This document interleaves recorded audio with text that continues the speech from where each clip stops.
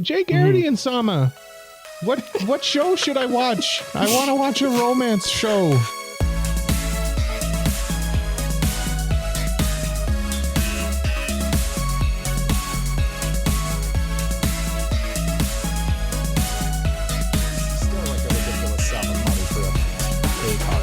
What would our roles be if we were like on a news show?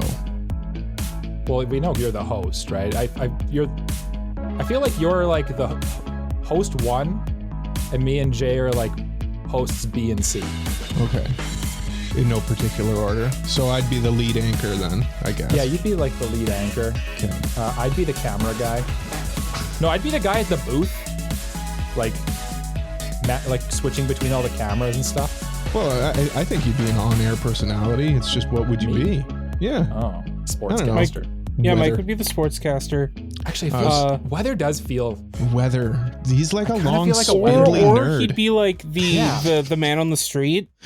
Like we'd go like, okay, we're now going to Mike on the street to see what's going on wherever. Yeah.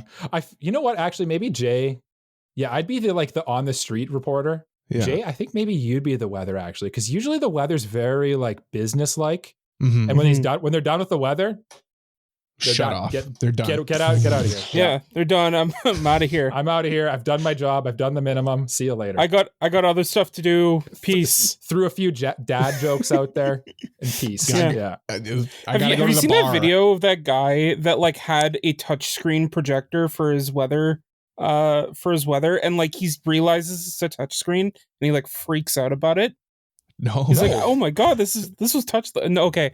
So that's ringing a bell. It's ringing a bell. But yeah. Yeah. So there's this guy, this weather guy who like found out that his screen was touch, and he starts like getting all excited, like I can zoom in, I can like make all these effects happen, and like everyone from behind the camera starts coming in to try it out. Kind of be like, and no one was like, hey, you're like on air right now. Yeah. No, man, that's good marketing. Now I people agree, are going to tune in. Yeah. It's kind of impressive that they do like the weather on a green screen. I don't know how they do it, honestly. And they're like they watching. might have like they've got a monitor there so they can see what they're pointing at, but like they've got to like dissociate a little bit. I think it's interesting. Yeah, like have you ever like tried to do something while watching yourself on a screen do it, but not like, and you're trying to like pay attention to both of them? Honestly, kind of like this sometimes. Yeah. Like you're trying to like center yourself. You're like, which direction is center? Here I am. Or I guess when you're just like doing stuff in the mirror, right? Yeah, I guess it's kind of like doing stuff. I guess in the mirror. that's the more common it's just answer. Like there's probably a little bit of a delay, I would expect. Like look at your camera and then look back at yourself, and like, isn't there a delay when you do that? No, you don't see your a millisecond. I have a beat. Yeah, it's like a very slight delay. Like it's like one of those delays. At my camera, and when I look back at myself on the screen, I can watch my eyes move.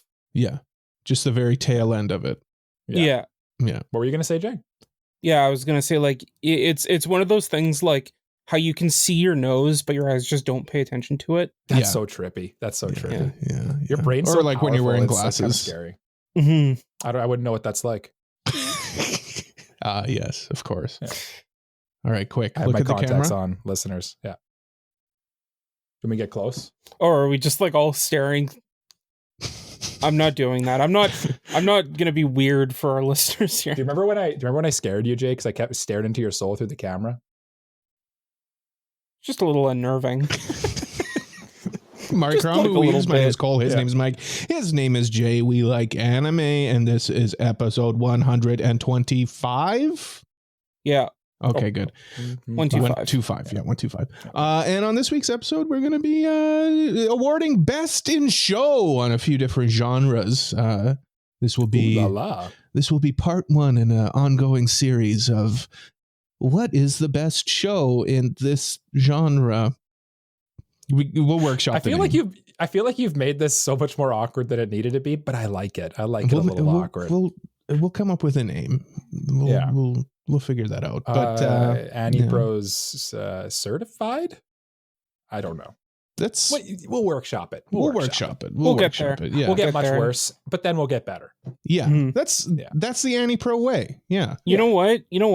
Here's my proposal. When this episode comes out, we'll already have a name all figured out. It'll all be done. Won't be. And Mike will just edit in the name over top. Oh, actually, speaking of things that were supposed to be done and weren't done for too long, you can now access all of our seasonal awards and our drafts and stuff from the website. It's on the website now, AniProPod.com. Right on the homepage. You can click on it. It's there. Wow. I've done my assignment. I'm signing off. Have a good episode. Okay, Mike's done. All right. Mike, don't do that. You're going to fall off your chair again. Yeah, I knocked over my light. This one. We're also going to be maybe touching on the news a little bit. We haven't done that in a while. So on the what? Hold on. I don't know what that is until you play the jingle. Well, hold on. I'm not ready for that yet. Oh, yeah. We're not there yet. We're not quite there yet. I mean, this is the part of the show where I just kind of like nonchalantly say, "How are you guys doing? What's new with my boys?" Oh, like what's on our minds and stuff. Kind of, but like less formal. Yeah. Like Jay, you look full of energy. I am so full of energy right now. Like a bounding baby boy. Look, man, Fridays are like my chill days. They're the days where I just like can kind of chill around, not do anything, do like the minimal amount of work I have to do to prepare for the pod, and then like just read until my eyes go bloodshot. We activated Jay. You do every day though. No, but more so Friday. Okay. Yeah. Friday's that day because like I know on Fridays I don't work, whereas like every other day of the week I could be working. Yeah. I hear so like it's just kind of that day where I can like check out and like. Yeah, I was off today too. I had a wonderful time being off. I played Kenna Bridge of Spirits. Yeah. Oh, how was that? Pretty good game. Pretty nice game. Yeah, it was a nice day off. Me and Jay had nice days off. Mike, how was your day off? You're usually off Fridays. I'm usually off. I usually work Monday to Thursday. But in fact, I have signed myself up for training from Thursday through Saturday. So I've been at much deserved. I'm volunteering for this. I'm not paid for this either, is the crazy part. I know. It's a good one. Yeah, I know, but I'm learning a lot, so that's interesting. It's networking and stuff, you know. Yeah. I hear you. I guess there's some good to it. You know what? Though not as good as a day off. Listen, you're very correct. I don't know where I was going to say. I lost my train of thought a little bit. Opportunities are good. You should take opportunities.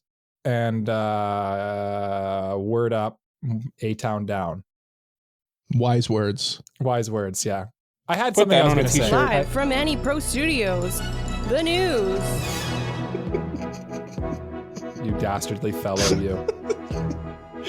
In your guys' defense, I pressed that button and there was quite a delay. Okay. So, yeah. Welcome to the news desk. It's been a while, gentlemen. I should have gotten papers to like tap on the desk. Hold on, I can do that for you. Very profesh. It's like a judge banging a gavel. That's not a stack of papers. That was like, was that like the Holy Bible? What was that? What was this? It's the Holy Bible of Java.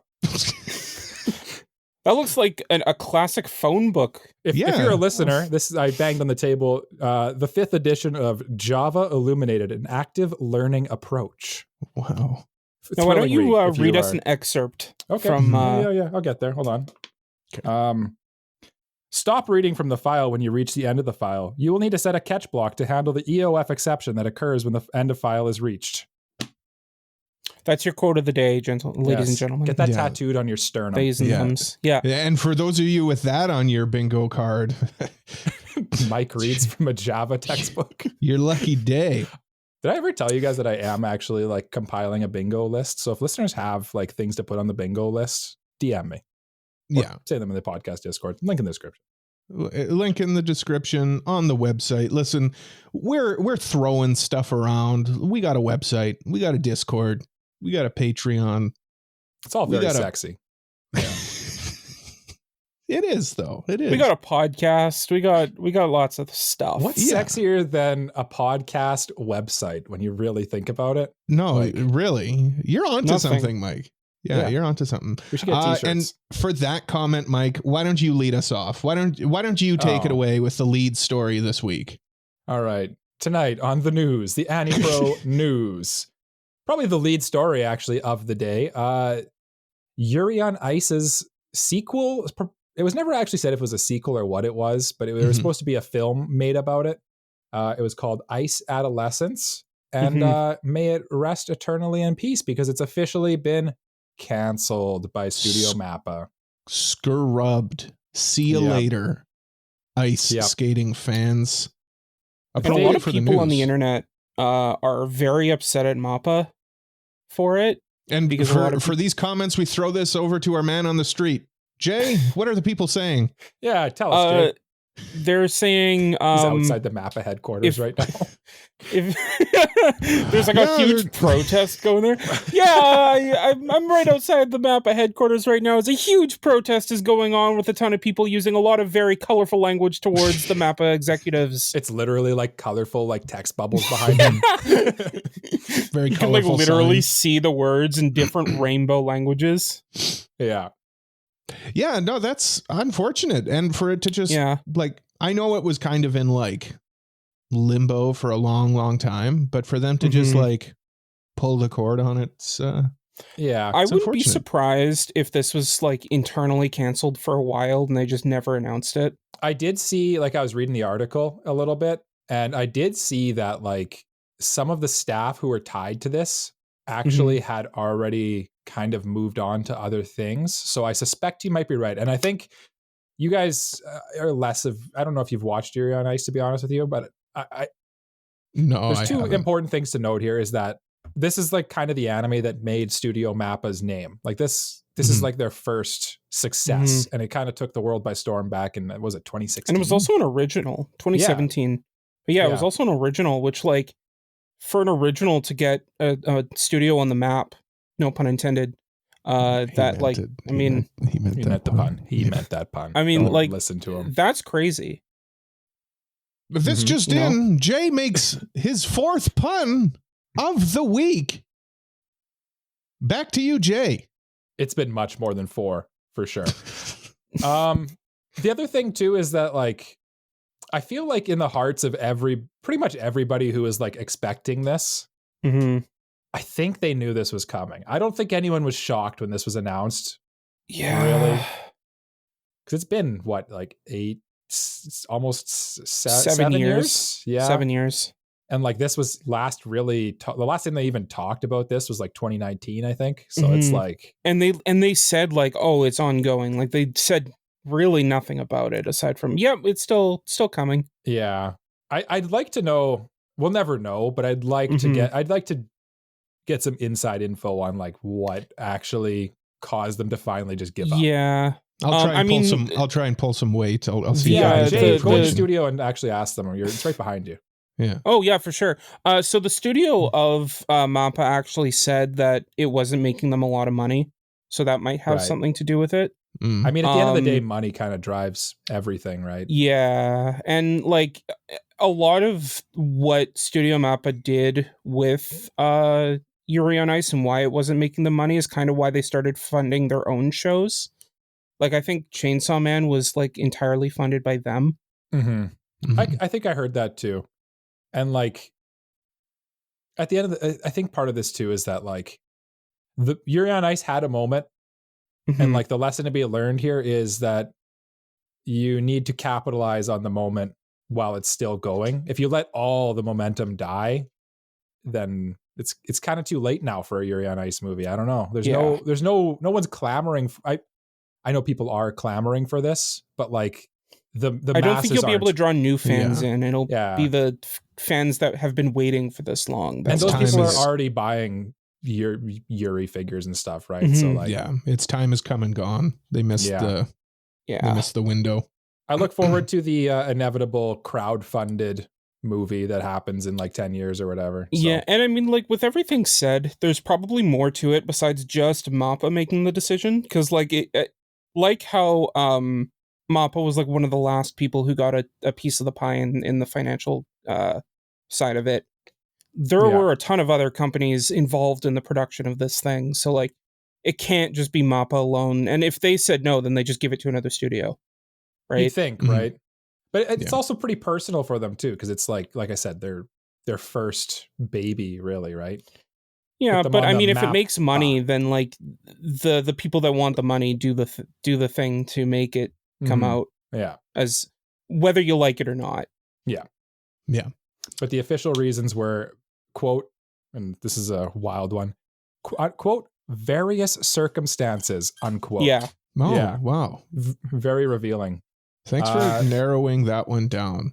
Yeah. And since I've narrowed that one down, why don't we narrow down Cole's story that he has to share first? I was just getting ready to throw it to Jay, but I will gladly take the rock and I'm a stick man it of up my anarchy, bum. and I refuse to follow order. So let's go.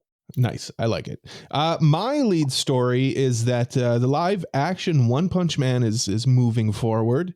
And it has recruited everyone's favorite Rick and Morty co-creator, because the other one has been canceled. Dan Harmon is co-writing. Well, there is only one creator of Rick and Morty. They both created it.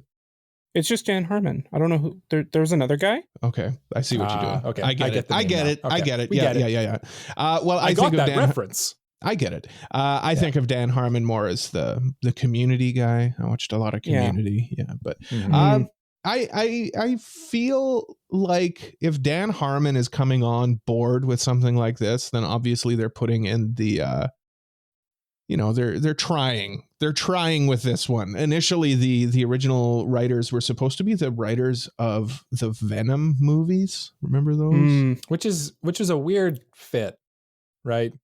I don't know. I think Venom had some like comedic elements to it, but I feel like this is more pure comedy. Like if you're going with Dan Harmon. And I feel like with like the serious and also comedic tones of Rick and Morty, like you can see how that would mesh together in a One Punch Man film, and I think that might work. Yeah, I could see like a less zany Rick working for Saitama. That's kind of what I envision happening a little bit, because it does say that they're rewriting the script a bit for this as well. Yeah, yeah, that's and I did see actually more people see more. Like I feel like the average reaction to this, because I kind of trolled like Reddit and stuff like that, was that like, oh cool, Dan Harmon, whatever. But more people were very excited for the other announcement that was made, was Heather Ann Campbell. Because she's actually apparently a massive One Punch Man fan. And it seemed people were basically saying like, okay, I don't know what other show Dan Harmon was it other than Community. What else did he do? Rick and Morty. Rick and Morty. Yeah. But was Rick and Morty based on anything? No, I don't Back think to so. the Future.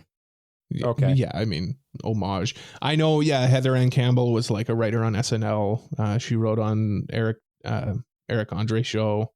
Yeah. Yeah. So but they're basically saying like the 1-2 punch of like Dan Harmon and someone who's like dedicated to the source material is probably like a winning combo. Yeah. Justin Lin is apparently who will be directing it. He's done a lot of the Fast and the Furious movies, Mike.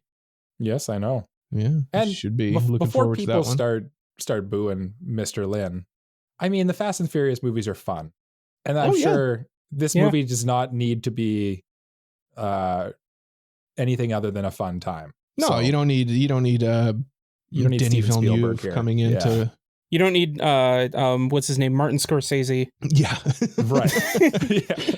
I do like this though. According to a Dateline report in 2022, Sony claims it is bullish on the film with hopes that it could start a franchise for the company. So that's we're kind of in the anime cinematic universe. We're kind of in the golden age of like live action anime video game adaptations, I'd say right now. I'm a little nervous. Apparently it's Avi and Arad. Avi Arad? Yeah, being they're like involved as producers, and I mean they've basically drove Spider-Man into the ground So yeah, but that's because he like Avi's one of the people who pushed Venom, and like I don't know if there's any character aside from Saitama that would be like, oh, we need to push them. yeah, that's true. Right? That's true. Yeah. No, I'm honestly like, from, you know me, I'm always pessimistic about live action adaptations. I'm cautiously optimistic, surprisingly, but I'm a big Dan that's Harmon surprising. fan, Usually so. you're the get this live action out of here guy. And Yeah. I feel like One Punch Man could definitely work live action. I feel like the I'm comedy kind could of in the translate. camp of like, I don't want it to like, I'm worried that it's just going to be lost in the shuffle of the Marvel Cinematic Universe and all the like Marvel stuff, and people might just be like, yeah, it's just another stupid superhero movie. Yeah. Yeah, I mean, Possibly. that's it. You run the risk of that with anything, though, right? Yeah. So I'm not gonna get too worried about that, because if the movie's made and the movie's good, that's, People watch it. yeah, not really. What really matters is like if it gets good like Rotten Tomato scores and stuff, because then snobs like me and Cole and we'll just go like watch it to see what all the hubbub's about, right? Mm-hmm. Yeah.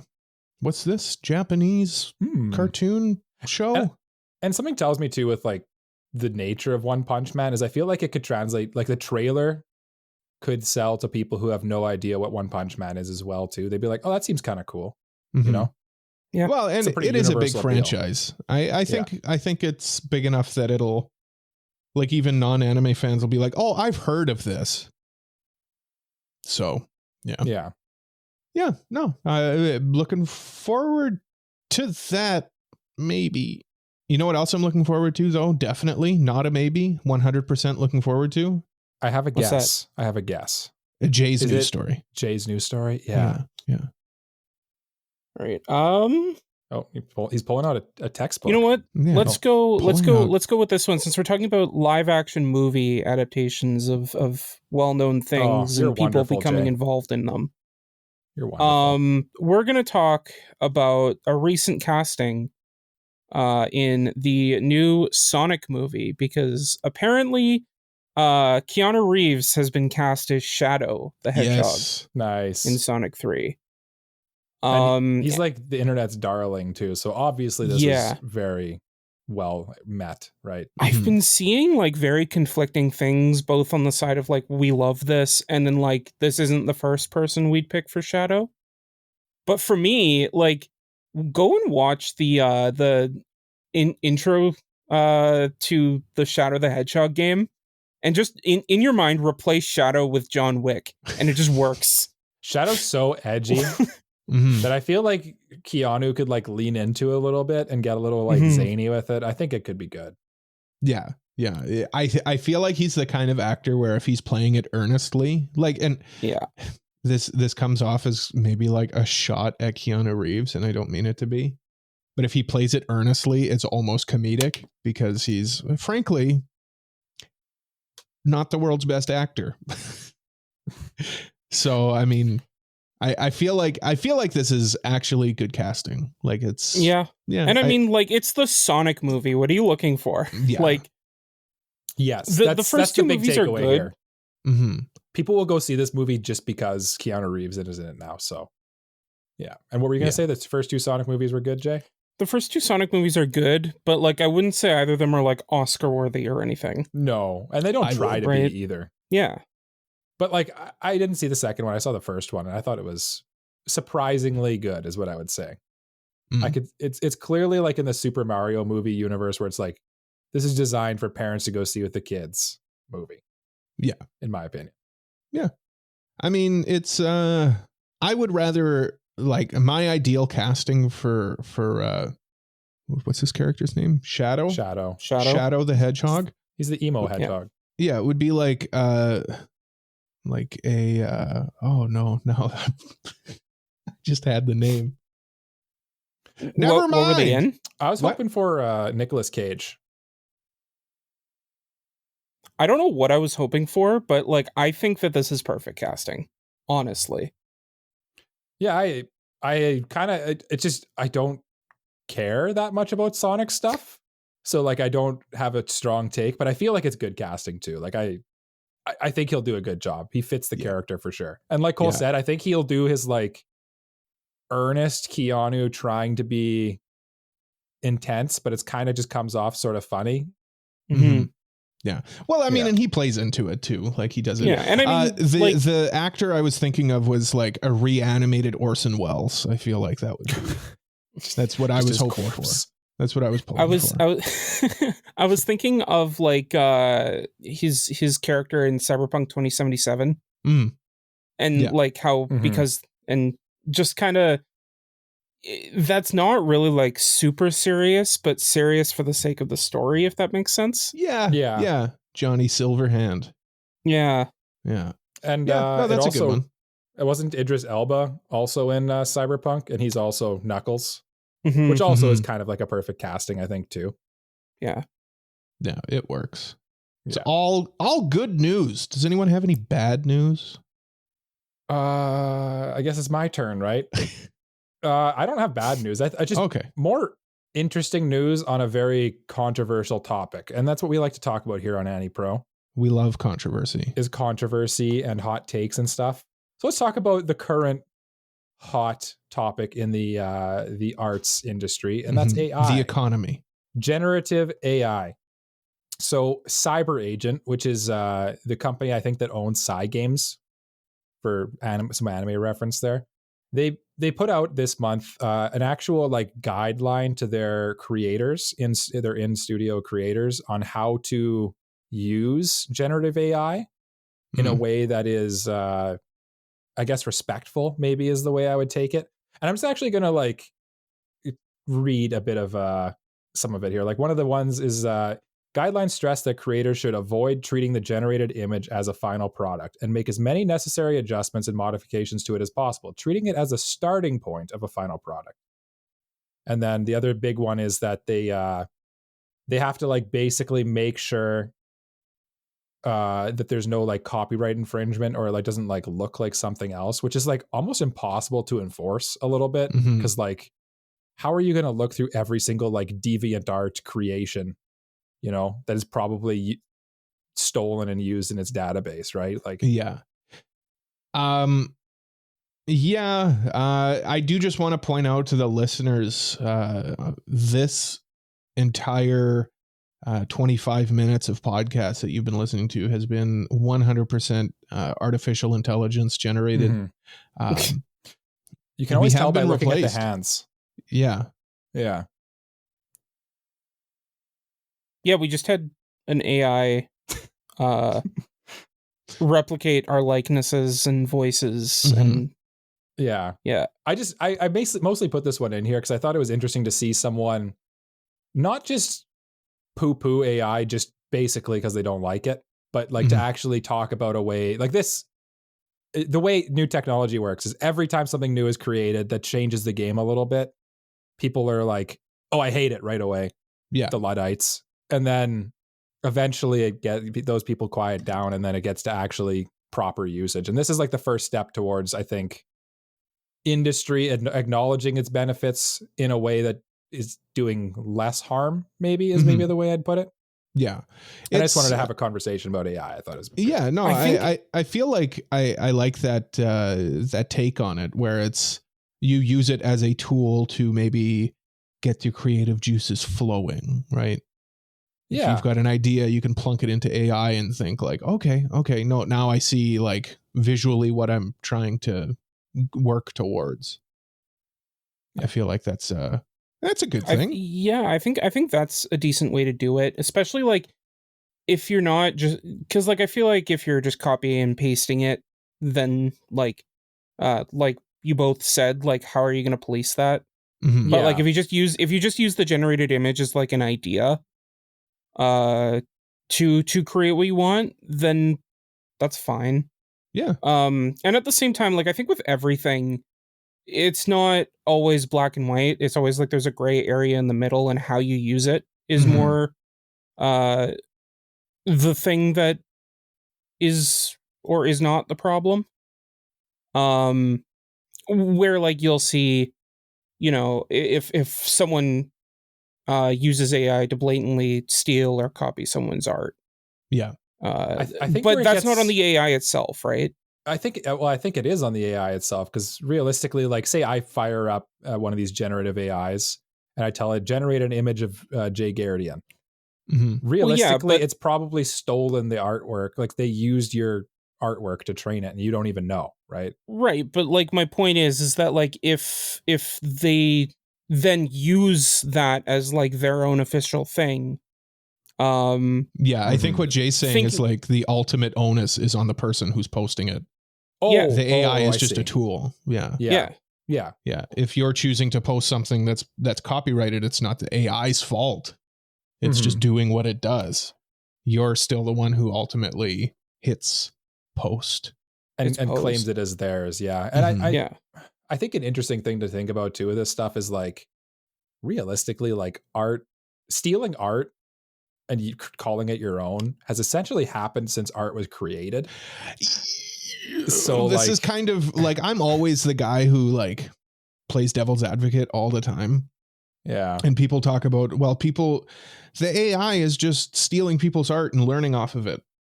Isn't that what that's how we art works? All do? That's what we all do. And I know it's a little, it's a gray area because it's a machine and it learns a lot faster and it learns differently than how people do. But like a person studies art. They're studying other people's art to learn to make art. So, and like a little thought experiment for you is like, what is the difference between AI generating an image of Jay Garridian based on like other people's depictions of him versus me listening to an Elvis Presley album and getting so inspired by the way Elvis Presley plays the guitar and sings that I write my own song inspired of his? You know, like it's a gray area. It's interesting. It's interesting. I don't know.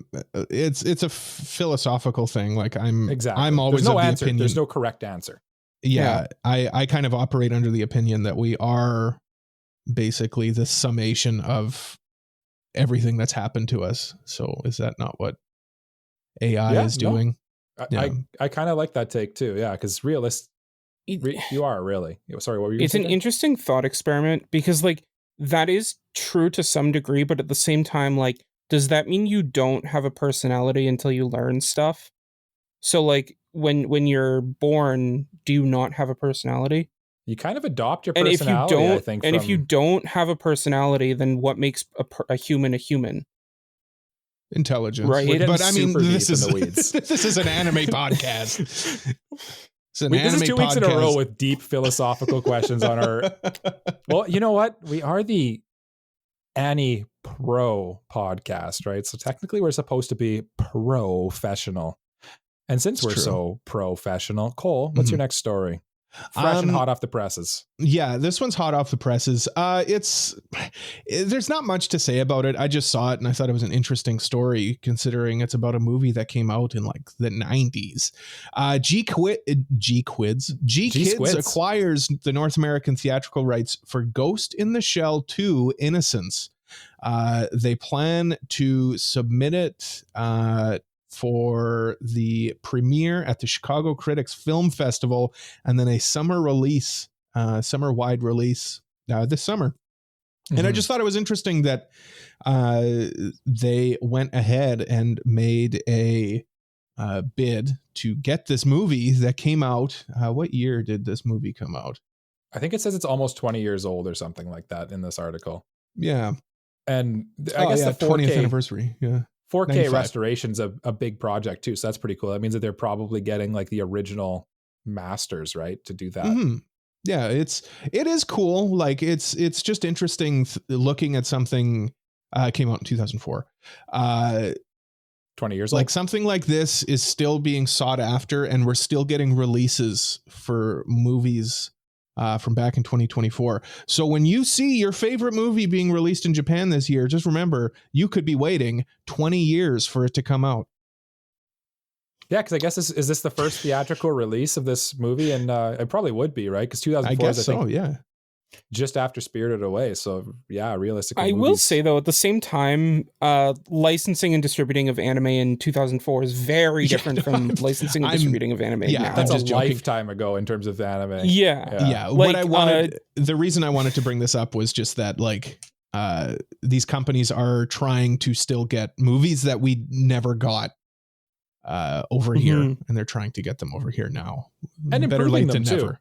Because it does say too that like first of all they're doing the 4K restoration for the 20th anniversary, and then they've also like in 2009 apparently they like did an improved version of the dub and stuff. It's cool to see a classic thing like this get a little bit of love.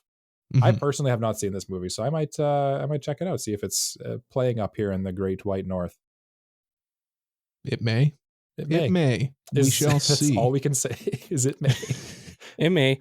It may also just go straight to Blu-ray or streaming. Well, it is available right now on Blu-ray or DVD at least over here. Yeah. You can get it. I think the big thing about this is the 4K restoration and the theatrical release, and the fact that they're submitting it for a film festival. That's interesting.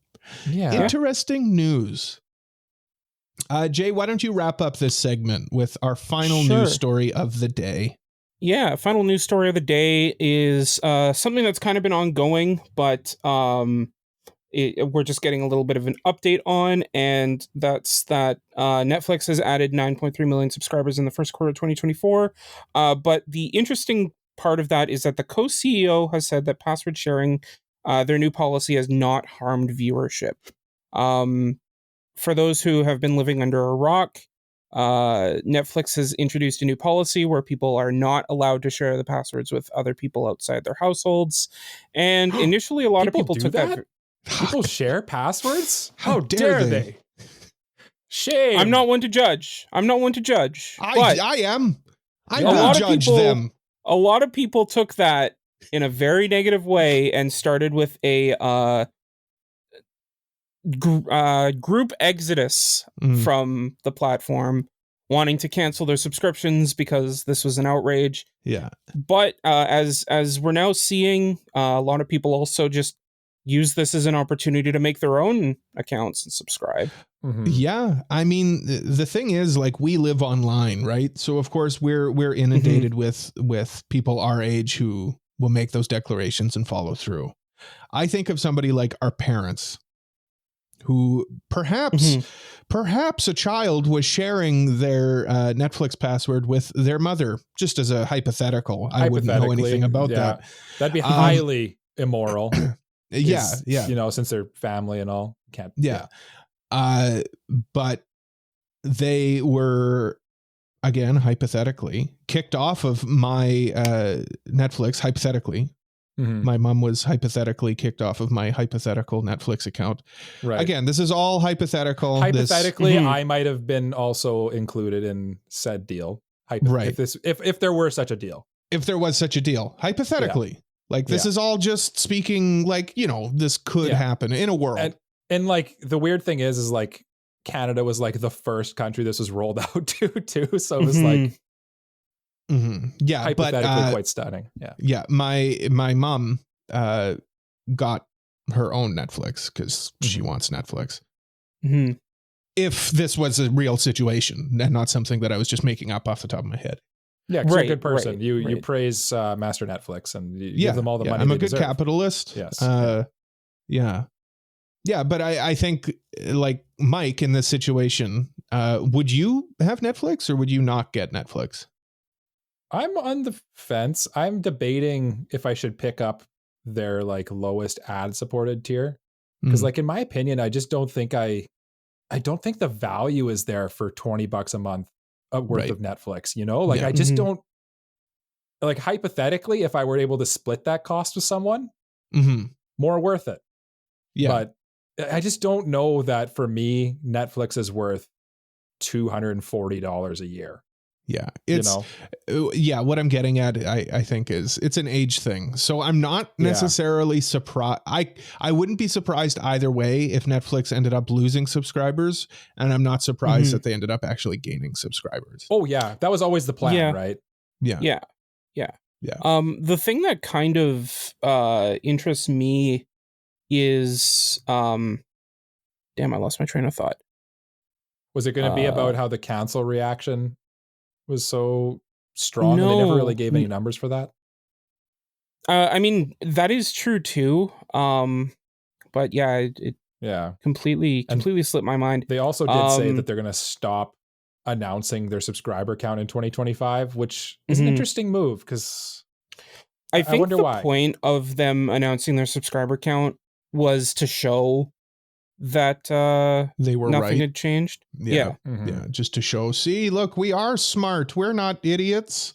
I think unfortunately, like with Netflix, what is the alternative? Right? Like, yeah.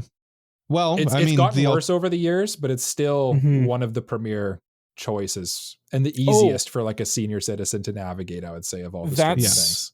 That's what I was going to get at. It seems more like streaming services are starting to be a lot more like cable, in the sense where like if you get it, you can only use it in your house. Yeah.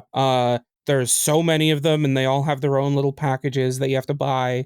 Yeah. And it all adds up to hundreds of dollars, which was one of the reasons why people like streaming, was because it was so cheap and you had unlimited access to almost everything. And now it's expensive and spread out everywhere, which is exactly what cable was. Yeah. And apparently, this isn't really one of the news topics I want to talk about, but there's something that came to mind. Disney Plus is going to be introducing like actual channels, like that would like have channels for Marvel, channels for Disney, channels for Star Wars, things like that. They should just like the big companies, like your cell phone and like home internet providers should like come up with some sort of like bundle. You could have like one device in your household where it like has all these streaming services and channels like built into it. And you can just use like one remote to control and select between all of them. Oh wait, we already had that. Yeah. It's called cable. Yeah. It's called cable. Yeah. Like it's so stupid. But like I think this is the companies that are realizing like cable worked. Cable worked. I mean, it worked in the sense that like it was accessible and everything was there for you.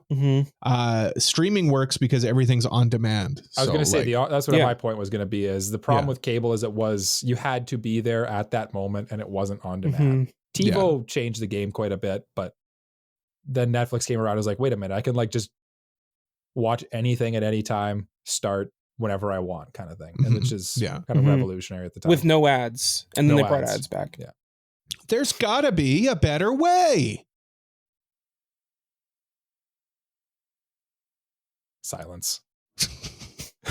I thought that was going to be a transition into the mailbag. I was leaving it. I was leaving it as like a poignant moment for the listener to reflect on my comment. Okay. Yeah. If you have any thoughts on anything we talked about, it's time for the mailbag. You guys can go yourselves. The funny part is Jay doesn't hear the drops until like you know that I don't. He gets so mad. I get like the trail end. So I get the trail end of them. And they both know this, and they still don't decide to like make some kind of cue on camera that they're about to do it. Don't lump me in with this. I don't control Cole in any way. You know that. No one controls me. I have no control over him. No one controls me. I will never stop. I can't stop stopping. It's mailbag time. If you've got a mailbag question, you can send it over to us on the website, AniProPod.com/mailbag, or on our Discord. We've got a whole channel there. This week's mailbag is from a patron priority mailbag. Wee woo. It's from Bunny. What anime OP made you realize how good they can be? For me, it was Fairy Tail's first OP. Jay, I know you and I enjoy OPs a lot. OPs. Can you point at one where you were like, that this is it? This is the one. So it's kind of funny because like I kind of enjoyed OPs from the beginning. Like I watched the SAO OP, and I mean, you know, I was when I first got into anime, everything was good. Yeah. But like when I watched the SAO OP, I was like, oh, this is pretty cool. This song slaps. The characters are cool, and I like it. And obviously, over time, as I got more seasoned as an anime enjoyer, I kind of honed in on that. You refined your palate. Yeah. But it was from the beginning, really.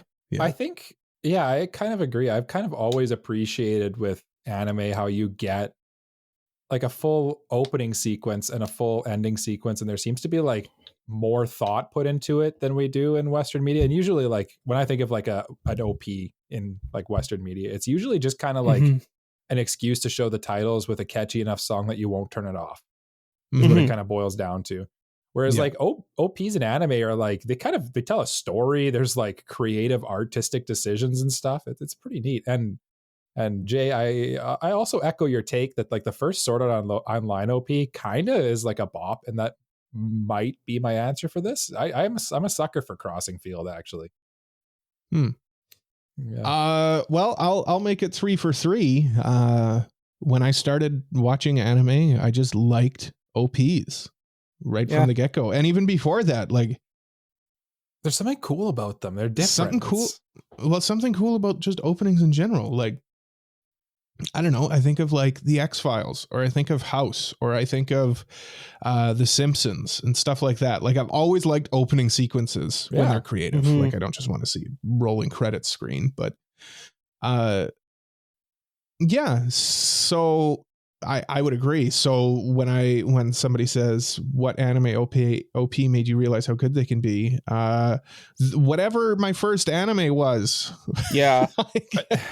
I'm Dragon Ball Z when I was like 12. Yeah, we have our own Dragon Ball Z OP too, which is kind of weird. There's two things I want to mention. Is one, the Inuyasha EDs are actually probably my real answer for this, because I remember like the Inuyasha episode would end on Toonami, and then the ED would start, and it's like, oh, okay, we're doing stuff, because they were actually like, and this is unusual for back in the day. That's going to be a drop. Cole, clip that and use that as a drop. No, your face froze on my screen with like a very unfortunate look on your face. It's always an unfortunate look over here. But like, even then, the like EDs and OP for Inuyasha, well, the OP doesn't have any singing, but they were actually still in Japanese too, which was kind of like a crazy move for like the early 2000s on cable television. But I think probably the first OP I kind of actually remember being cognizant, like, oh, this OP is like a thing on its own. Like, this is a great, like, probably watch the first one I remember, I think I watched probably the YouTube video on its own would be like the Demon Slayer Gurenge, like the first season there. Because I didn't really get back into anime until like 2018. And then Demon Slayer was like the hot new thing, and that OP was flipping everywhere. So it's either Sword Art Online or that. I would go. Conveniently, both, Lisa. It's really funny because like when I liked things like Pokemon or Beyblade or Bakugan or things like that. Yeah. I didn't really like, because you're a kid and everything looks the same, so you're just like, it's a cartoon. Anime's this other thing that I don't like. Right. Well, I didn't even know what it was, right? Yeah. So like, I guess you could say like the Beyblade opening slapped, and like I like that, or like the original Pokemon theme, all the Pokemon themes, really. Yeah. But like I can't really call myself an anime fan at that point, because I wasn't. It's kind of cheating. Because I didn't really think of them as anime. I thought of them as cartoons. Yeah. So, what about the Card Captors opening? Yeah, I don't remember it at all. I mean, it is a good song. It's just a bop. Absolute. It is really good. Absolute banger. Oh, Sailor Moon. Oh, yeah. Sailor Moon. Yeah. I mean, Jay already said Pokemon. Yu-Gi-Oh. Yeah. But again, like Jay said, this is kind of cheating, because like those shows, I don't think I would have explicitly said, oh, this is like Japanese animation, Yeah. Yeah. I don't know. Probably like Attack on Titan. Then Attack on Titan's a good answer too. Like I remember thinking, wow, this is like cool. There's like a lot of stuff going on in this opening. in this opening sequence. And then I started watching Mother's Basement, and then I was like, oh, we call it OPs. Mm-hmm. The Mother's Basement, what's in an OP segment was kind of, I feel like it definitely opened my eyes a lot. Yeah. It was eye-opening experience. Yeah. It's really funny because he doesn't even do those anymore. I know. No? Start doing them again. I think it's viewer retention. A lot of people don't really gotta do it for the game, man. You gotta do it for the love of the game. We miss the what's in an OP. Yeah. Maybe we should do it, Jeff. Maybe we should do it. We should steal his idea. No. Or what if we just like Cole, had him as a guest? We're inspired by it. We're inspired. What if we had him as a guest and did what's in an OP with him? What if we had him as a guest? Kate, now you're like, we have no plan. That's not no, not in the cards. This isn't like Cole talking about his Netflix scenario where it's purely hypothetical. This is purely unequivocally. This is exactly like that. This is purely hypothetical. We have no. One was purely hypothetical. This is like Jay's putting no joke. His normal human-sized feet in his mouth right now. You decide which one was actual. There are no plans for anything. I'm just spitballing ideas here. It would be. It's on the wish list. The dream. Cool. The dream. There's a definite wish list of guests, but we're just kind of honestly, listeners, we're a little lazy and just it's hard to plan. Just the three of us, even. Never mind adding another name into the roster. So also we're sorry. Will we scout? We're so scared of these big people. We're just widow guys. We're just widow guys. We're just widow guys. Widowy so widow that we. My co-hosts are so weird. We're reviewing some anime coming up soon. Like we just reviewed Goyle's Last Tour, and we're going to review Golden Boy soon. The 1995 classic anime Golden Boy. Or no, sorry, it's 1993, I think. I don't know when it was released. 92. There's no Jay always 91. Jay always gets it right. I get it wrong by a year, and then Jay's like, actually, it was 92. It was 1992. Jay's looking it up. He's Googling. He's looking. 95. Oh, stinky! I was right. Cole was right. Yeah. Anyway, Golden Boy, 6 episodes. That. Watch it. Classic. We're going to talk about that in a couple of weeks, and then after that, we have the last of our announced anime, which is someone help me. Laid Back Camp. Laid Back Camp. Yeah. Nominated by Cole, and then we'll tease it now. We're going to start the cycle off again with a listener's choice to be announced. Yep. It's your turn to decide what we watch. Are you going to make us watch something good or torture us with something bad? Well, But I mean, we nominate. Yeah, we nominate them. So yeah, and we have a predetermined theme for this round too. Yeah. I don't know. I guess I might as well share now. We're going to be watching our listener's choice this time. Will be AJ. No, I was letting you announce it because you came up with the idea. No. Go ahead. Shoujo. We're gonna watch a shoujo. You're gonna pick which shoujo though. So Mojo, Shoujo. Mojo, shoujo, and also read Nana. Mojo, Jojo, though shoujo. Yeah, first 8 chapters of Nana as well. Yeah, for next week I think. Lots of shoujo coming up. Yeah, it'll be a wonderful time, and we hope you're here to listen to us talk about it. Ramble. I truly, deeply, earnestly value when we go to a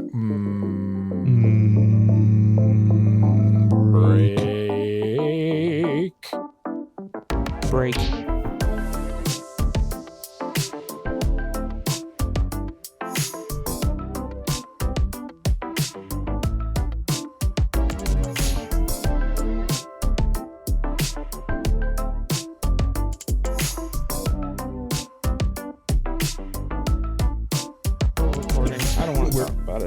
We're fading. Welcome back to the Anime Protagonist Podcast. Oh, Jay. Oh no, run with it. It's yours, man. Let's go. Are we running with it? Okay. Welcome back to the Anime Protagonist Podcast, where this week we are going to be talking about our favorites here. Talking about things that we think are the best. Number 1. Ichiban. Let's go. So Best in Ichigo? show. I don't know. So we are going to be talking about the best anime of every genre, stemming from action to romance to comedy to fantasy and everything in between. It is going to be a fun trilogy of episodes where we're going to be basically just recommending stuff that we like at the end of the day. Yeah. And like the initial pitch was I think someone suggested it in our patron channel, and I was like, oh, that's a cool idea. Or no, it was on our YouTube search term. Anyway. And I was like, I went to AniList and just like copied down all the genres. And then I was like, oh God, there's 16 genres. Mm-hmm. Or 18 genres. It's a lot of genres. Many. Yeah. I didn't know there was that many. That's a lot of genres. Yeah.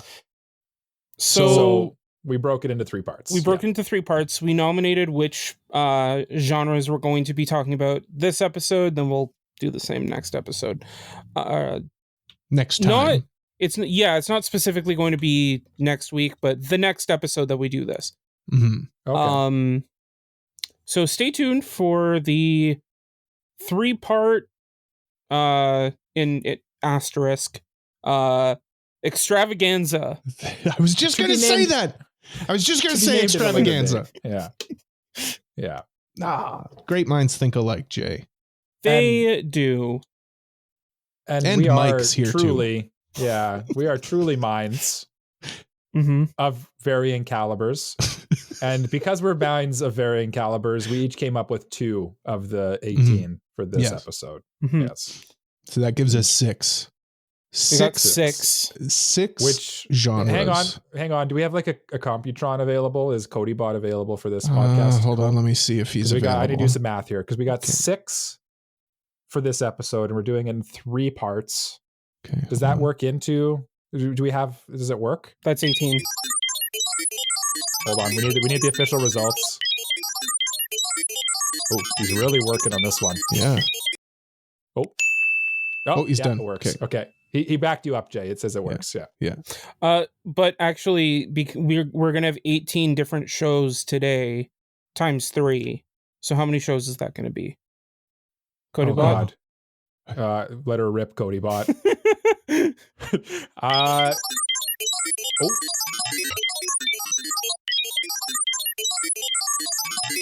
I see the result is printing. There's smoke coming 54. out of 54.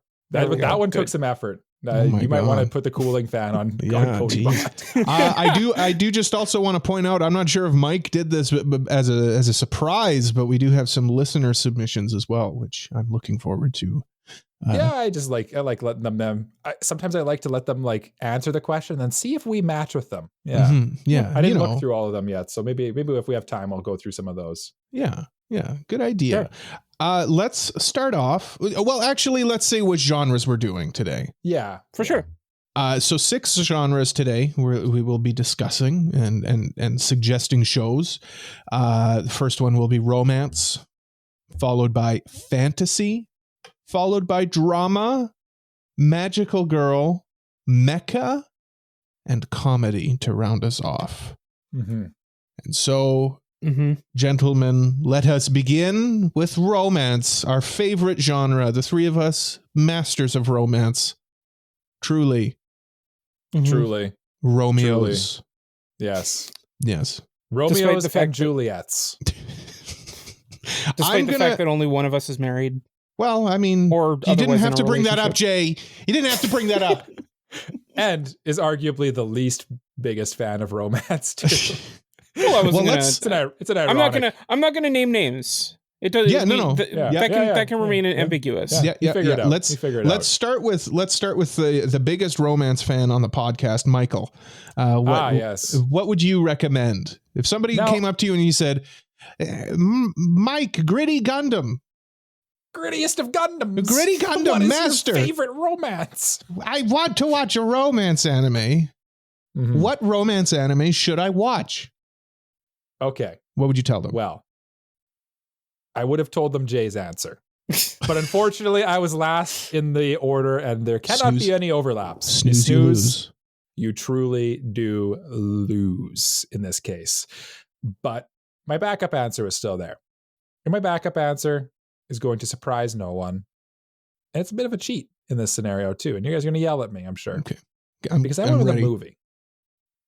I went with the little love story known as Your Name. As one of the greatest romance anime. Went with a movie, Jay. God, that's unacceptable. I didn't know we could go with movies. He went with one of the most popular romance movies in the anime community. I mean, what are we going to do now? There's no other shows. There's nothing else. We can't compete with this. No, yeah, I mean, correct. Your Name, obviously, it's a wonderful romance anime. No, and I feel like it deserves to be in like the GOAT conversation for this too, because I feel like it's one of the anime that people have watched that kind of took their, maybe you're not super into anime and it's one of the ones that you watched and you were like, oh, like an anime can be like not guys fighting and screaming and it can look this good. It was kind of at the time, I don't want to say revolutionary, but that's kind of the word I want to go with. Yeah, well, I mean, it was definitely revolutionary. It was definitely like Shinkai's like breakthrough movie. Yeah, I was going to say like this is the movie that put him on the map for a lot of people. Yeah, and I think it's. I've got to rewatch Suzume, but I think it's probably still my favorite Shinkai movie. Probably. Yeah, I still do want to see Voices of a Distant Star. But like of all the Shinkai films I have seen, I think it's the most consistent. And at the same time, like I think that because he has such a very specific style and of story he wants to tell, I think in terms of all of them, this is probably the best version of that story. Mm-hmm. And I think the reason I picked this, like personally, this is a bit of a hot take. I prefer Weathering with You over Your Name. But if I were to recommend to my mother or something, what's the romance anime? What's the best romance anime they could watch? I would probably go with Your Name. Yeah. No, I don't think it's a bad answer. I just don't think it's. Yeah. I think it's. Well, if you think my answer is bad, you should hear Jay's. No, I don't think your answer is a bad answer. No, I was just segueing to you, Jay. Best answer. All right, so because Jay, the best answer. Same question. A fan runs up to you on the street. Jay Garrity and Sama, what show should I watch? I want to watch a romance show. Well, dear viewer or listener or Cole, I would recommend both. Probably my favorite love story and also the best love story, Horimiya. Yeah, this is my answer too for best anime. I get Cole's hesitation toward this one.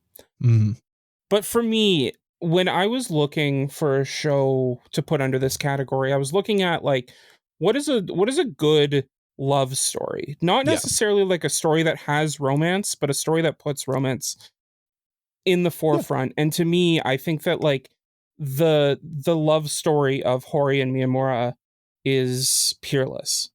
They're so charismatic, so their chemistry is great.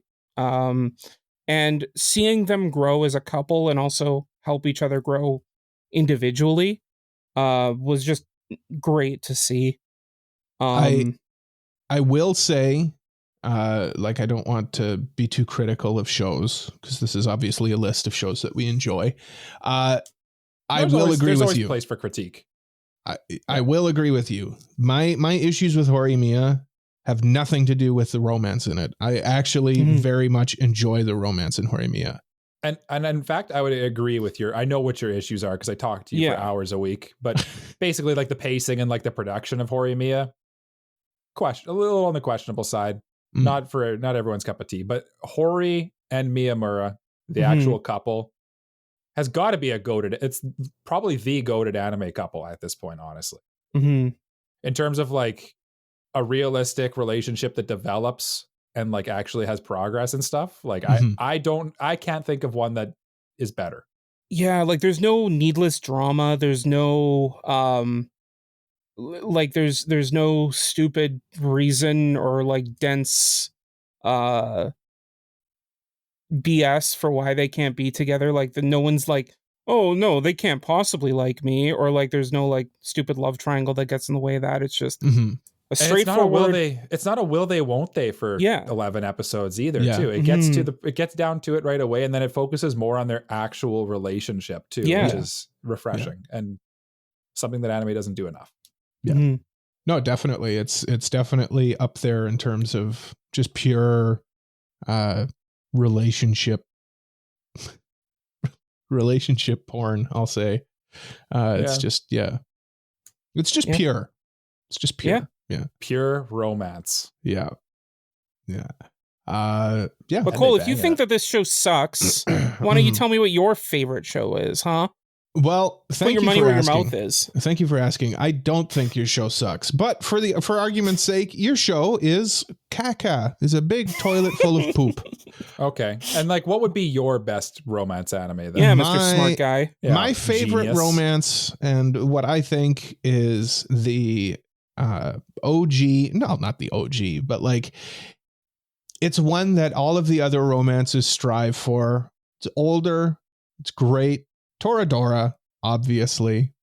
I love Toradora. I genuinely enjoy the messaging in the romance aspect of it. I feel like is unique in anime. It's more like your love is in front of you. Like it's right there. It's right there. It's right there. Don't idealize love, which is similar to Horimiya, I would say. Which is nice. Yeah. And that's weirdly like the theme of this episode is just like, it's right in front of you. Just take it, just go for it. Mm-hmm. Yeah. Yeah. Mhm. I Toradora was one that came, like, honestly, your two answers were the ones that immediately came to my mind to answer this question with. So. Mm-hmm. Yeah, and I think that was kind of my approach to answering these was like, what was the first thing that came to mind Yeah. when you think of these genres? Yeah. Yeah, and the other thing I would say as well, like Toradora, I feel like it has an engaging story as well. So if this is somebody's like first foray into romance anime, I feel like there's enough meat on them bones to be able to make a nice romance soup. Yeah. Yeah. And it also passes like my earlier test of like my little cousin comes up to me. What's the best romance anime, Gritty Gundam Sama? Mm-hmm. And then I'm like, check out Toradora. Yeah. That passes the test, or check out Horimiya. But maybe that's more of I feel like that's more of an advanced answer. Like it's, yeah. After they've watched Toradora, you know what? You might like Horimiya. I feel like we've got a good list here. Yeah. Well, let's check out. Well, actually, Jay, I know it's going to be tough for you, but what do you think of my pick? So I personally don't like Toradora, and I've stated multiple times thank you, like Jay. why Thank you for... we've done a review on it, so I'm not going to go into too much detail. Mm-hmm. However, I do acknowledge that it's very popular, and a lot of people do like it, and I think that there's merit in that. Mm-hmm. Yeah, Jay acknowledges that it's great. Yes, because popularity equals good. Well, it's one of the greats. It's one of the greats. Greats in the it's sense that one of the popular shows. It's in the Hall of Fame. Okay, sure. We're arguing semantics. Yeah. Is it on your poster, Jay? Your scratch-off poster?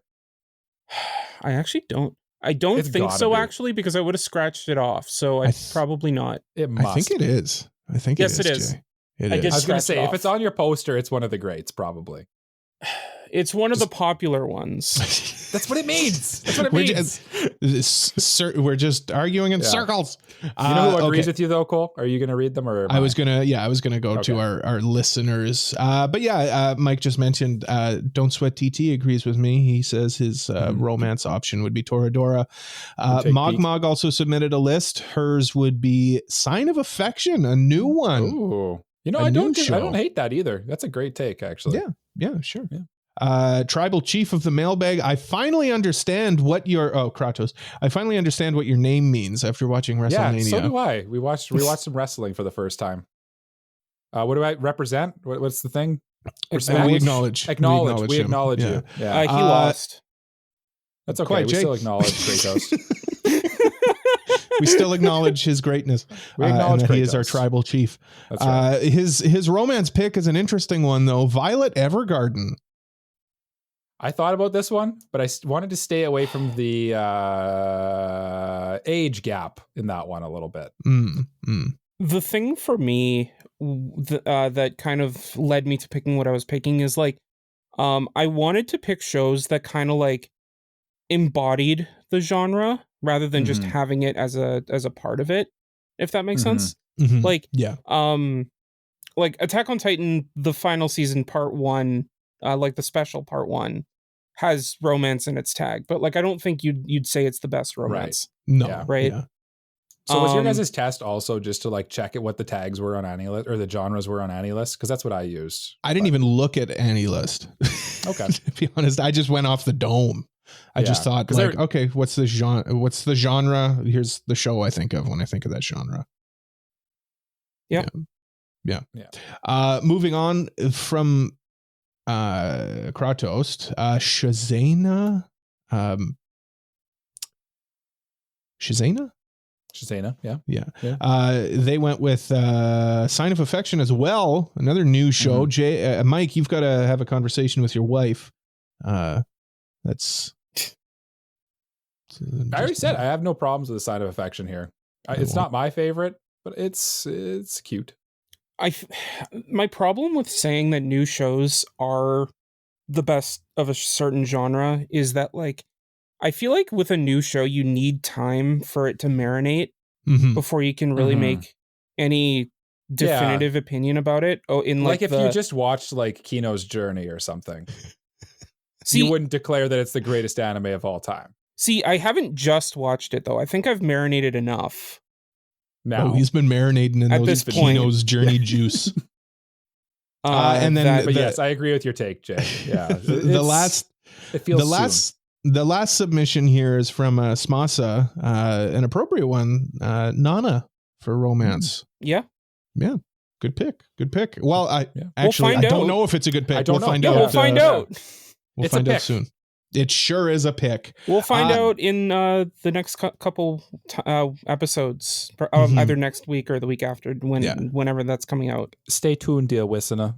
Stay tuned to listen to us. Our next one, fantasize about it. You can fantasize about what we'll say about Nana while Mike tells us what his favorite fantasy is. Mike Sama, tell me what fantasy anime I need to watch. Yes, Cole Kohai. Listen, there is only one answer for this answer, and I will give you the answer. Please, for it is the answer for the greatest fantasy anime of all time. And that's Fullmetal Alchemist Brotherhood. Boring answer, I know. boring answer, and I'm a boring man. But let me tell you, gentlemen. I don't think it's boring. I think the reason is, again, this is another one where you guys kind of both stole my answers here, because it's not high fantasy. Which kind of, I feel like, takes a couple points away from it for me. That it's not like elves and magic and swords and sorcery and stuff, but it's undeniably fantasy. They basically, alchemy is magic, right? And I just think like the entirety of Fullmetal Alchemist Brotherhood is just Fullmetal Alchemist in general is so steeped in like quality writing as well as animated really well, sub and dub incredible. It's the people like to dunk on it a little bit because it's like so highly praised and like beloved, and always the top dog gets picked on a little bit, but it's because it's so. I don't know if you can really watch it and be like, that was a 2 out of 10. I think it's truly one of the greats of anime, period. And it's a great recommendation to just pretty much anybody, I'd say. Yeah. Well, I mean, there's a reason why it's always like very near the top of highest rated anime ever. And I think like at the same time, like it does have a lot of themes and messages that are worth digesting and looking at, and also just things that'll make you think as well. There's a lot of meat on them bones. Mm-hmm. Yeah. It's a good way to put it. Yeah, no, I'm definitely not going to disagree with this one. I think it's probably your best pick of the day so far. Well, thank you. Now, since you agree with my pick, let's hear what Jake Addy Sama, please, sir. Can I have some more greatest fantasy anime of all time? So I had a runner-up for this. I'm so sorry about the voices. And maybe we'll talk. Can I present my runner-up as well? Because I also had a runner-up. Sure. Is it one of the listeners' ones? Because it might come up. That's actually a good call. Let's give see. yours. Give yours and then okay. check. Mine is Mushoku Tensei, which I think like in the case of recommending it to someone, I think it is a bit difficult because of a couple of the themes, and some people might be averse to watching it for that reason. But like, I love the fact that it uses its fantasy element to tell a story. It uses its isekai element to tell a story, and to say something about the protagonist, Rudeus. And a big part of it too is that like you're not supposed to. Rudeus is not really supposed to be a self-inserter. You're supposed to kind of think he's a greasy dude a little bit. Yeah. Well, I think, and he's developing. I think with Rudeus, it's like you're watching him grow. So he starts off as like a very mostly unlikable person. Yeah. He's flawed for sure. A flawed person, but he grows and matures as he grows up. So yeah, and he kind of like and it uses this setting to give him another chance to write those traits of his that he couldn't in the past, to become like an upstanding person. Yeah. And I really like how well it's tied into his character, how well it's tied in into the story and all that. So and also, I mean, just the typical good action, good animation, good direction, everything. Yeah. Just a good show. Just a good show.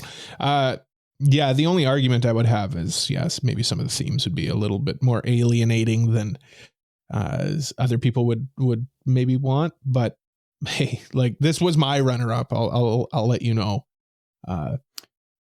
Yeah, I think this fulfills what I was saying earlier about like the high when I think of fantasy, I want a high fantasy for the poster. You know, the poster looks better if there's like an elf girl on it or something. Right. And there's an elf girl in this one. And there's a sorcerer, you know, like it just kind of looks better on the poster, maybe. This is the best fantasy anime of all time. The world's also like well fleshed out. There's a lot going on. Let's maybe not put the picture on the poster of like Rudeus sniffing panties of his babysitter, but like we could include other stuff on the poster. Yeah. I mean, he could be casting like a spell. That's pretty cool. Yeah. Maybe again, I think Jay went with a little bit more of an advanced pick here, which is not a bad thing. Jay's teaching like anime watching 202. Yeah. I'm teaching 101 over here. Yeah, and I'm like 001. Yeah. All right, I guess it's my turn. So Mike alluded to an elf on the poster casting spells, doing magic. Pew, pew. And I poo-pooed new shows just earlier, and here I am with my fantasy pick would be frieren. What are you if not a hypocrite? I am. No, I think frieren just came out. I will stand by it. I think this will go down as one of the premier fantasy anime. This and Mushoku Tensei, I think, are new, but they're so gosh darn good. At the same time, I feel like when people look at Mushoku Tensei as an anime, just for argument's sake, they look at the first season, like the first two parts, which have been out for a while and have had a chance to marinate. So I think that's at least fair. Yeah. I think I actually said, like, on our review of the last season, our awards, I think I actually might have said that frieren is the best fantasy anime of all time, and I kind of believe that. Like, in terms of pure high fantasy, I don't know how you beat it, really. At this point, well, I mean, I'm very smart. I'm very smart, and I have good anime picks. You're right. You're correct. Yeah. Jay, did you determine if your runner-up was selected? It wasn't selected for fantasy. It was someone's selection for a different category. Okay. But we can hold off on it then. If when it comes up later, you can point it out. Yeah. Okay. Yeah. Okay. So let's start running through other people's fantasy picks. We'll start with Don't Sweat TT. 2 for 2. Great picks from him. His fantasy pick. Frieren. Go figure. Excellent pick. Mog went with Noragami for their fantasy pick. Interesting pick. I guess, yeah. Or that urban fantasy type thing. Yeah. Yeah. Next up, again, Tribal Chief of the Mailbag. Kratost Overlord. I enjoy it. Yeah, it's got all fantasy tropes. Shazena went with Frieren as well. She has redeemed herself. And next up, Smasa went with The Ancient Magus' Bride. Very good pick. That one did cross my mind for this, and as well as Romance's is quality anime to throw on this poster. Yeah. Good picks. Yeah. Next up, we've got Drama. This is the Actors show. Yes. Actors. They're acting in our best interest. Yes. To move the show along. Sure. And talk about the next category. Guess so. Yeah. Drama. I'm Ron Burgundy. I know, Mike, you love drama. You love dramatic shows. I do enjoy a dramatic show, and I do enjoy like political intrigue and stuff like that. And I like my romance anime generally more dramatic as well, which is kind of why I maybe struggle with picking a good romance anime. But the one I decided and came down upon for my drama anime kind of stole it deserved this title more than the romance anime poster of greatest romance anime of all time. It's the greatest drama of all time, in my opinion. And I think it's Fruits Basket, the remake, the redo. I think that it has so much good drama in it while having such a compelling story. And all of the cast of characters are like so endearing and interesting that I don't know how I'd improve it. And I think it has pretty well universal appeal, except for maybe one of our co-hosts. I don't know. I was just kind of bored by watching it, but it is what it is. I'll agree with it. Fruits Basket obviously has great romance as well, but I feel like what you come for the romance and you stay for the dramatic intrigue, the family intrigue, the what's going to happen next. It is a very engaging show outside of romance.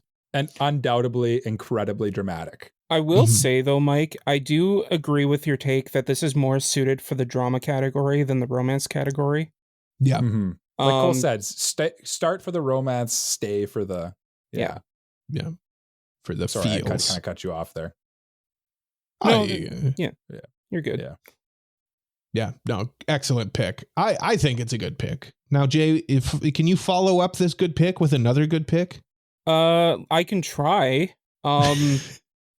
So again, when I made these picks, I answered with the first thing that came to mind, because obviously the first thing that comes to mind must be something that had a long-lasting impression on you. Right. And it is one of the first like real drama shows that I watched when I first got into anime, and like it still kind of holds up, but I think for a reason that like a lot of people kind of, but I think a lot of people look down on it for things that it has that I think isn't fair, and that is Erased. I think Erased is phenomenal. In both direction, cinematography, acting, like voice acting, and like and writing as well. I think like a lot of the reason why people don't like Erased is because they look at it as a mystery, and I think like that's fair if you it's not like a very good mystery. It's in my opinion. It's very not mysterious of a mystery. It's pretty But if you look at it under the lens of a drama, under the lens of helping this child become like feel loved again and not be in a situation that she was in, like I urge you to go back and watch the scene where she's given her first like family home cooked meal in a while. It says nothing. It barely does much, but it tells so much of a story in just like very little, and like it's masterful. You know, Jay, really as much as I feel like you feel like we're going to disagree with you on this one, I kind of agree with you, honestly. Like I think it's a great drama for sure. Like it keeps you engaged the whole way through. There's twists and turns. There's, like we alluded to, the mystery maybe leaves a little bit to be desired. It kind of like doesn't even bother pretending. But I think the mystery is more like a case of like it needed to happen for the story to happen. Because if he knew who the killer was, then why not just go after the killer? But like it was kind of just a necessary evil. Yeah. No, I genuinely. Jake Cole, do you have any thoughts on this one? No, I'd agree. People probably think of this more as a mystery, but just like Mike's, where people think of Fruits Basket as a romance. I think it works better as just a drama. They both work better as just pure dramas. Yeah. And I think the problem with drama too is it's such like a broad and diverse category too, of like so many things can fit the drama tag, because literally it's like everything's drama when you really get down to it, right? And just a good story with like conflict becomes a drama, right? And that's yeah. And honestly, I like I said, I think this is a great drama that I'd recommend to pretty much anyone who watches anime. Yeah. Good picks, gentlemen. Yeah. Let's hear what trashy pick Cole picked next. Yeah. So when I think drama, I tend to think of like character pieces more so than action. So I went with, I don't know, it's kind of like a show. I like this show, but I'm not like really that big on it. It's a, I don't know if have I mentioned this one to you guys? It's called March Comes In Like a Lion. You know, once or twice. I don't think I've ever heard you mention it before. No? Actually. Okay. No. Well, basically it's about a guy who plays shogi. Okay. What's that? That sounds super dramatic. That sounds like very lame and boring and dumb and stupid. See, you'd think it is, but you're very lame and dumb and stupid and boring. It's very much like a Rorschach test in that way, right? No, obviously I love March Comes In Like a Lion. And I love you too, Jay. I'm just kidding. Do you? The boring and whatnot. I think I get this one. A lot of people really, really love this one. And it is undeniably, this one's like a pure drama. Like there's really not, I don't know what other genres really are on it, actually. I'm kind of curious now. I might look that up when one of you starts talking. Probably the romance tag is in there as well, but it's definitely more pure drama. You wouldn't think of this as anything other than that. It's more less character conflict and more internal conflict with multiple characters, which I thoroughly enjoy. I like the exploration of the psyche of people who are damaged. It's just far more engaging to me than fists flying and punching and pew-pews. Yeah, and you're certainly not alone in that either, too. So yeah. And I mean Shaft and Akiyuki Shimbo, right? Like, yeah.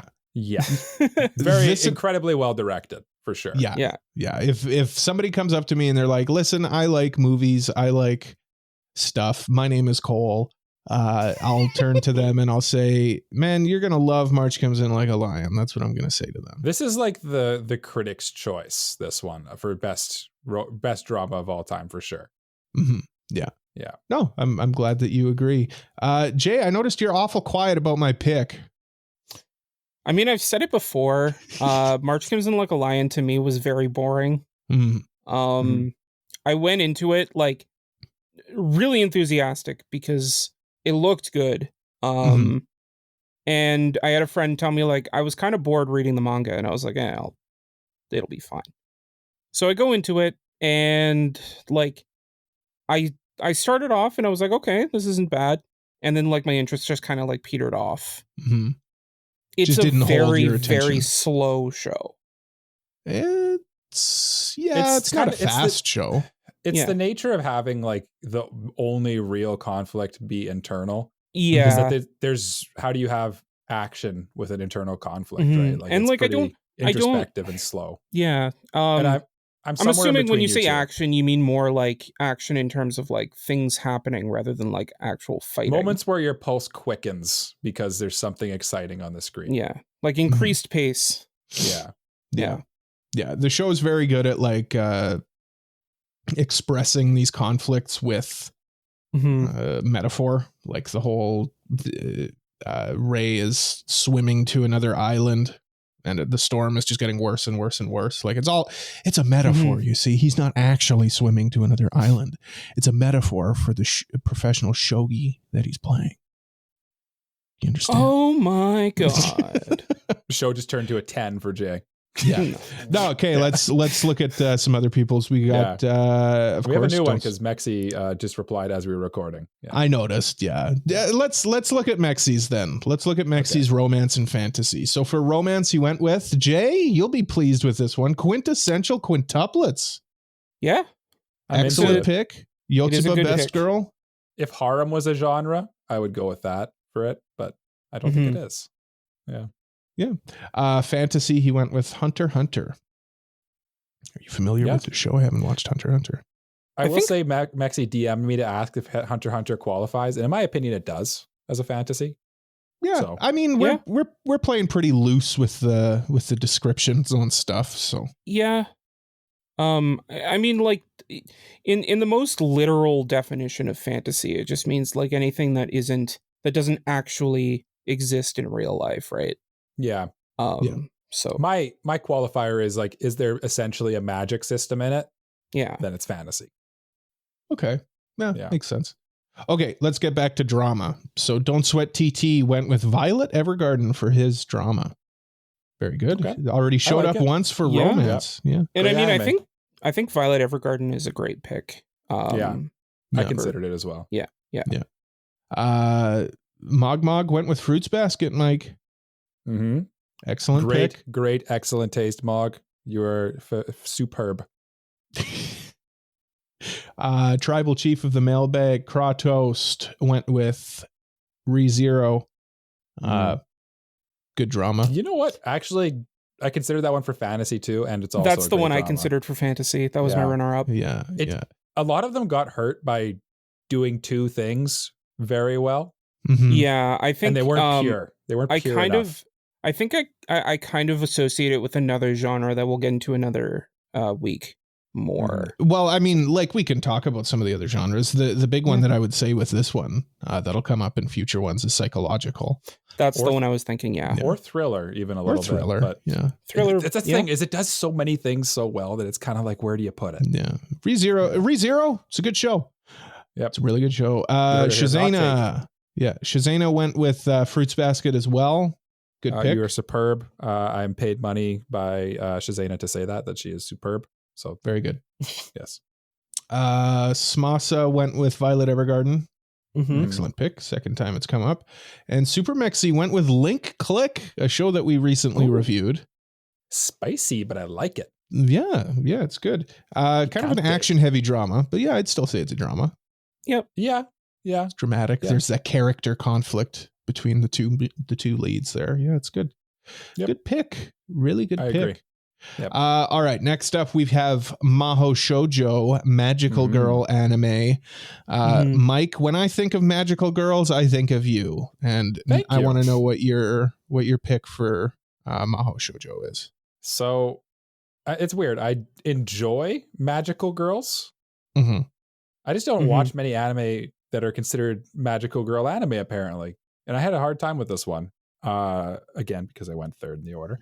But I went with the one that is essentially like a counter culture take on magical girls. Deconstruction. A deconstruction. Subversion. There's the word I was looking for. A subversion or deconstruction of the genre of Mahou Shoujo.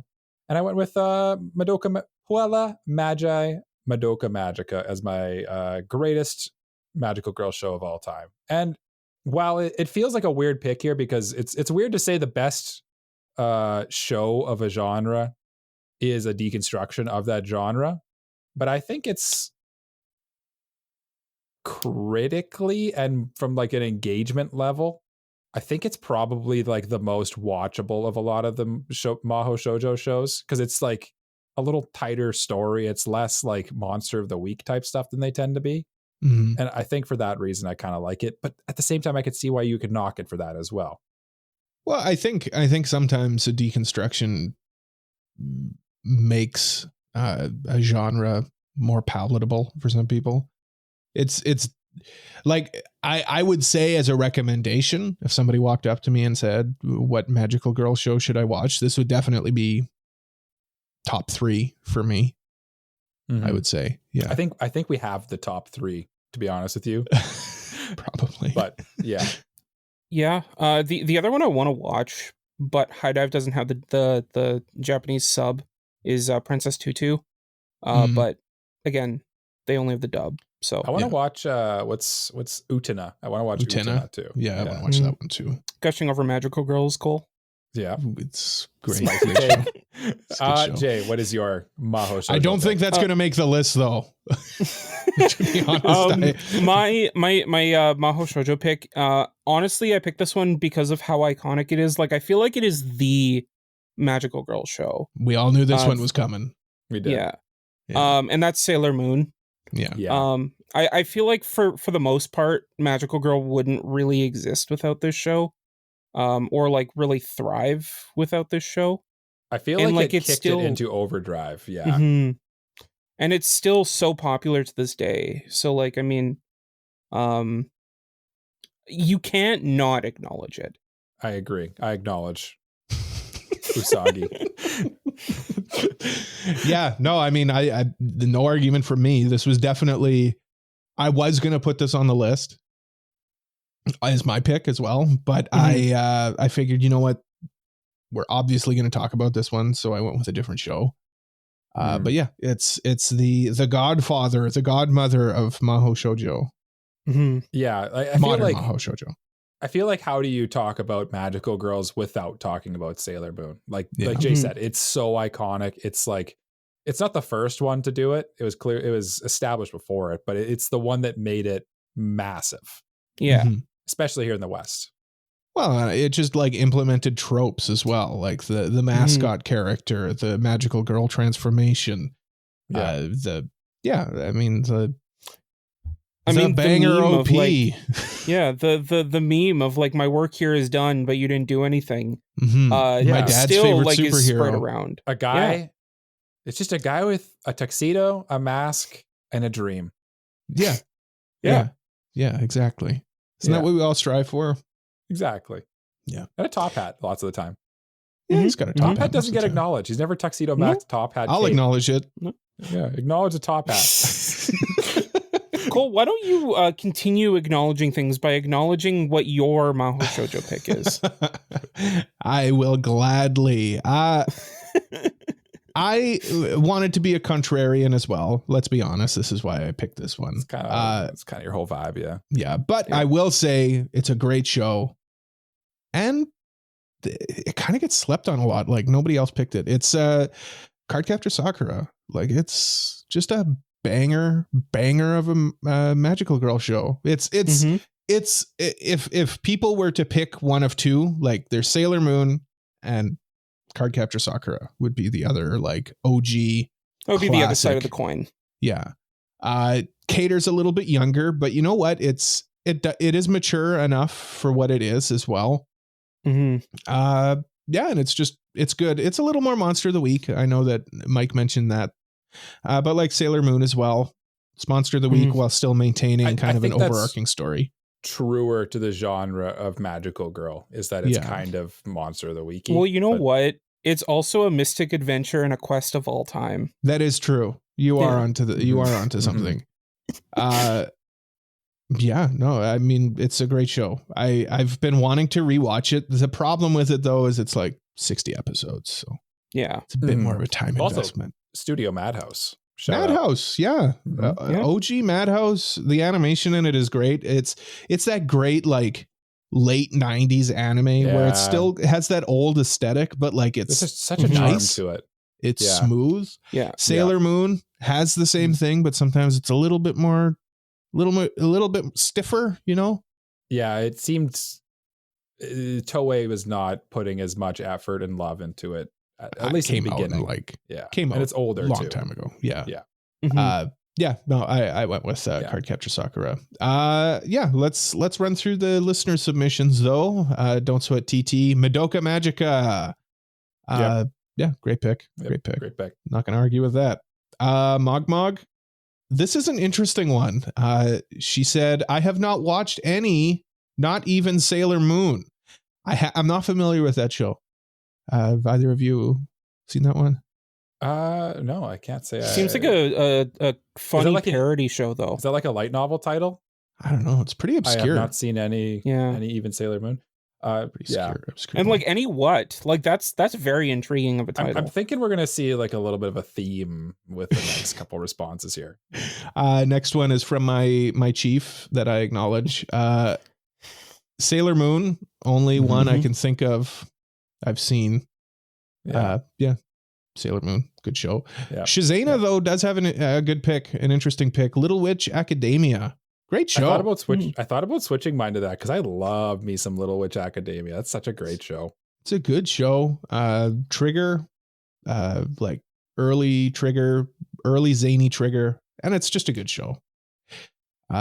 Next up, Smasa went with Sailor Moon as well. Yeah, what else needs to be said? And Super Mexi went with Puella Magi, Madoka Magica. Good show. Really good shows. Really good show. Very good show. Yeah. The only thing that kind of stopped me with Little Witch Academia is like, I don't think it actually has the magical girl tag actually on AniList, which is weird. It's like, it's so close to being magical girl, but I think it misses some of the tropes. But it's such a great show. What it is about magical girls. Yeah. Literally. Yes. Yeah. So let's go with that then. Next up. Yep. Second last My one. favorite genre. Mike's favorite genre. Jay's favorite genre. Mecha anime. Let's talk about mecha anime. There's nothing more truly quintessential anime than magical girls and cool robots. Like, that's true. You know, like they go hand in hand. They do go hand in hand. They're truly cool. Shout out Fooly Cooley for having like a cool magical girl and robot type situation. I don't know why that popped in my head when I said that, but like Fooly Cooley. Escaflowne? Isn't that like? I don't know. I don't think it's magical girl. I think it's just Shoujo. I think it's just it's Mecha. You mean? Huh?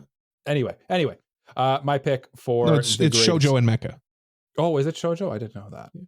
I'm gonna be the old guy for a minute here.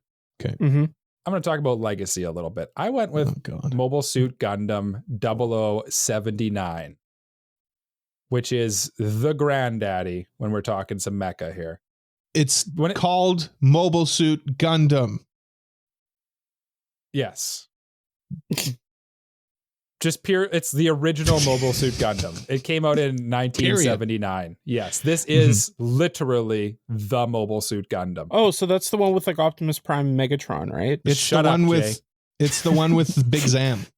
It's the one with Big Zam. Big Zam. It's the one that introduced you to Char Aznable and the Gundam as a franchise. You can, if you're gonna watch one Gundam that you want first, well, I mean, it's quite dated for obvious reasons. Yes, is the problem here. But when you think of Mecha, you think of Big Zam.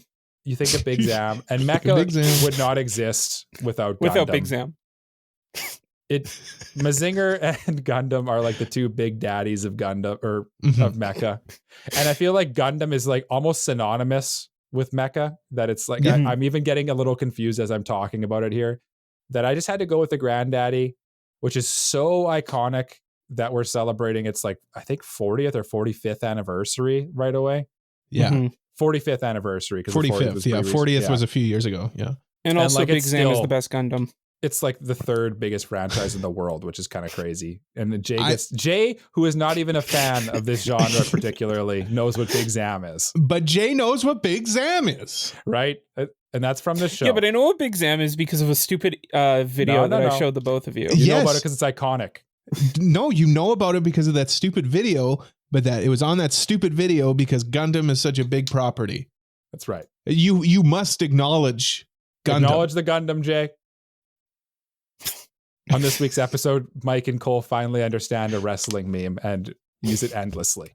The funny thing is he hasn't appeared on wrestling TV since WrestleMania. Yeah, well, we'll I'll still acknowledge him. Yeah. Jay, what's your Mecha? My Mecha pick. It is no surprise to anyone that I don't really watch a lot of Mecha shows because I'm not really what? I'm not really a big fan of the mechas. So I just went with the show that I think of the mecha shows I watched was the best. The most Mecha? Oh, okay. 10 out of 10. Had robot. And that was 86. Oh, I thought you were going with your 10 out of 10 anime. No. Oh, Guilty. I didn't even think of Guilty Crown. No. 86 is a better pick. Yes. No, 86 yeah, is a much better pick. Yeah. You can actually forget that there's mechs in Guilty Crown, whereas you can't in 86. Yeah. 86, like, I mean, I love the I know I'm gonna say that this is like a drama, but like I love the drama of the show, and like even regardless of that, like if you reading the light novels, you get like such a detailed design of all of the different robots and mechs and things like that like it deserves recognition for that. All the thought that went into all the designs and even like I say schematics. No, I mean absolutely. Mech designer's a real job title. Yeah, that's one of the beauties of mech is like the amount of design that actually goes into these robots. And it's cool because it lends itself well to like Gunpla and stuff like that, which are like, they just make such great model kits. It's your only Gunpla. Juggernaut right there. Like I have a few. It's just, it's so cool. And like I've never seen a light novel go into such detail about robots like that before, and I thought that was really cool. Yeah, no, and for sure. I think your pick of 86, big long colon 86, because for some reason 86 is in the title twice. I've never understood that. It's the number and then the word. I know. Just call it 86. But no, it's 86. It's 86. Yeah. Anyway, 86 fulfills like the crucial tenets of a good mecha, which is that it should be kind of gritty. It should be kind of political. It should have cool mechs that are kind of like very nicely designed and like clearly like they were designed. It's not just like super. It's not a transformer, you know. Yeah. Yep. And then what was I saying? Oh, it's very dramatic, political intrigue and stuff like that. And I think all of those things add up to a good mecha show, and that's the reason I think you've selected a good one here. It's got the gritty elements that Gundam brought to the party, that when it revolutionized the genre from taking it from super robots to real robots. And I think that's why it's a great pick. And Cole, tell us about your very gritty show you've picked. Well, I just want to say the other cool thing about 86 is it's like a non-traditional mecha. Like the mech itself is non-traditional. It's if anybody hasn't seen 86, like the mechs are much more spider-like as opposed to like big man with gun. And as a result, they kind of feel more realistic. Like that's probably closer to what we'd actually get as a mech. Is what are they called again, Jay? Juggernauts. Yeah. Or as they're called later in the series, I think they're called Rhingleifs or something like that. Less catchy of a name. Yeah, something German. God, they love calling things German stuff in German Japan. stuff, yeah. It's a metaphor.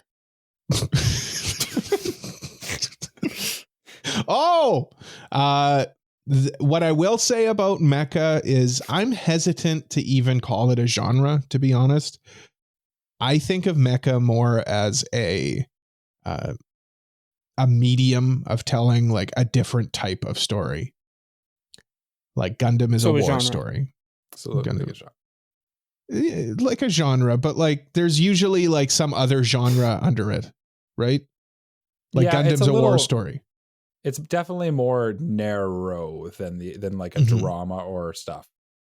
Like drama is a genre, right? Mm-hmm. I don't know. Something about mech doesn't seem like a genre to me, but whatever. I digress. I went with Code Geass as my mecha that I would recommend. It's got that was my runner-up. Yeah, it's got great political intrigue. It's newer, so like the animation in it is pretty good. And this is what I mean. Like it's a mech show, but I might not necessarily think of it as a mech show. It's more that's kind of That's kind of why I didn't pick it, because like I feel like you could remove the mechs entirely from Code Geass and it would still pretty much be the same. Yeah, I kind of feel the same way. Yeah, but in terms of like if I'm going with shows with the mech tag, I think Code Geass would probably be the one that I would rewatch most, sure. and the one that I would say watch this one. It's good. It's got that great anime edge to it. I just realized there was 2 Clamp character designs in a row as well. Cardcaptor Sakura, Clamp. And, yeah, Clamp did the character designs for Code Geass as well. I'm a little surprised you didn't go with like a Evangelion or Darling in the Franxx or something. I thought he was going to go with Evangelion, honestly. It's the same thing. It's the same thing, though. Like, I don't think of Evangelion as a mech show. I'd say it's more mech than Code Geass is, just because it's got that the darkness element to it a bit. I think like because like one of the main things that people think of when they think of Evangelion is like getting the robot, right? Okay, so should like, I change my answer? Or? No, I think Code Geass is a good answer too. Like I just pulled up AniList and like by their rankings by popularity is Darling in the Franxx, Code Geass, Neon Genesis Evangelion, Gurren Lagann, 86, Guilty Crown. My pick is way down this list. Anyway, but yes, no, it's a good pick, Cole. Yeah, no, it is. It is. We're critiquing it a little bit. What I'm saying is, I didn't even think of Evangelion. Oh, I see. It's your discretion then. Yeah, like I know that it's a mech show, but I guess just in my heart, I think of Evangelion more as like a psychological show. And you might be saving it for a later entry on the list too. Sure. Let's look at other people's mechs. Show me your mech. Yeah, show me your big, huge mech, listener. Don't Sweat TT went with Neon Genesis Evangelion. Excellent pick. Mogmog went with this is another weird light one. Novel title. Yeah, again, sorely neglected area of my anime watching. The closest I've gotten is Pluto ? Like the planet? Yeah, I don't know. The dwarf planet? I don't know. Maybe the title's referring to the anime that was recently released. Oh, Pluto, in which like case, the Naoki Urasawa one. Yeah, in which case, that's close to a mech. Yeah, I mean, he literally is a robot. They're robots. I guess. Yeah. Okay. It's an honorable mention for sure. Kratos went with Gurren Lagann. I mean, classic pick. Certified mech. Trigger before it was Trigger. Shazana went with 2 question marks. That's an interesting. Unfamiliar. It's like a minimalist title. It's like probably 86. a good show, honestly. Yeah, honestly, it seems kind of artsy. I'm kind of surprised you're not into it, Cole. Yeah, no, you're right. Smaso went with Neon Genesis Evangelion. Great pick. And Super Mexi went with an interesting one. He went with Attack on Titan. And I was very tempted to put this just to troll. A little surprised Jay didn't. Yeah. Then in parenthesis, Super Mexi wrote the following, Mike. Then this feels like a shot at us. They do be flesh mechs, but real answer is mech anime equals poop emoji. in my opinion. Honestly, based. Whew.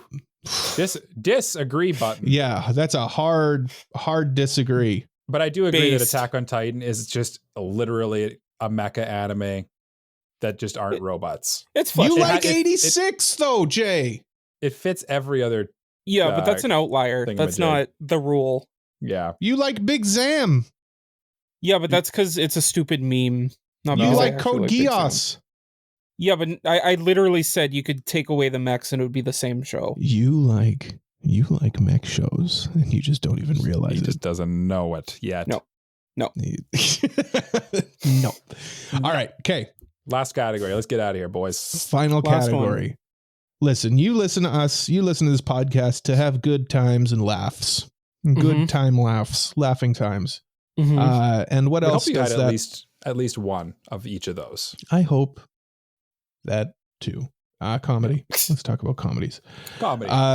Comedy, anime, and comedy. What go is together. more comedic than two kids trying to trick each other to fall in love with each other? I went with Kaguya-sama Love is War as my best comedy anime of all time. Because I think that it's one of those shows, it kind of suffers a little bit from doing multiple things. Like it could be considered for romance, it could be considered for all sorts of stuff. But I think at its true heart, it is a comedy with all the other stuff thrown in. Because every episode of this show is dang funny. It does some serious stuff at points, but like the bits are always great. Every time Chika tries to train up Shirogane, every time Ino's being perverted listening to her tapes or whatever, it's just like, it knows comedy. It gets the comedic timing in great. It has a hilarious dub as well as hilarious sub too. And sometimes the comedy doesn't land, I find, in subs as well. And this one lands almost every joke flawlessly, so it's a great comedy. What say ye? Oh, I agree, 100%. Yeah. I think if you boil everything down, there's romance and everything, all of that, like you said. But at the end of the day, it's a comedy. The other thing that this show does well that a lot of other shows don't do with regards to its comedy, like other than like its jokes are obviously funny, but like its animation is funny as well. Like it uses the anime format as a medium to tell jokes as well, which is great. Yeah, there's layers to it, like an onion. Like an onion. Jay, what do you think? Yeah, no, I mean, I do like Kaguya. It was my runner-up for romance because like if you look at it as like the main through line of the story, it's about Kaguya and Shirogane trying to confess their feelings for each other. But like I feel like the mind games aspect as well as like the comedy of it kind of derail it as a straight romance, and I think that it would probably be better suited elsewhere. It almost started as the romance was like just the setup, and then it went deeper into the romance later on, where I feel like it started purely as just a comedy show type thing. That's just my 2 cents. Cole took my real number one, to be honest with you, but snooze you lose. Yeah, as soon as you lose. Slow poke. The early bird gets the worm, or in this case, the comedy show. That's right. All of the shows, actually. Yeah, all of the shows. Next time, Mike. You just gotta get up. You just gotta post them quicker. I guess so. I just simply must not be busy with training. Just gotta. You just gotta not have a life. That's true. Yeah. You just gotta be off on Fridays. Yeah. Yeah, exactly. Speaking of what usually I am, you son of a bee. Speaking of life and the greatest in your life, Guardian. Yes. So I didn't have to think hard about this because there is one comedy show that like I hold to the highest of high esteems. Both because like it's such a funny show, but at the same time, like this show gets serious, and when it gets serious, like you genuinely care about everyone in the cast so much because of all the comedy scenarios you see them in.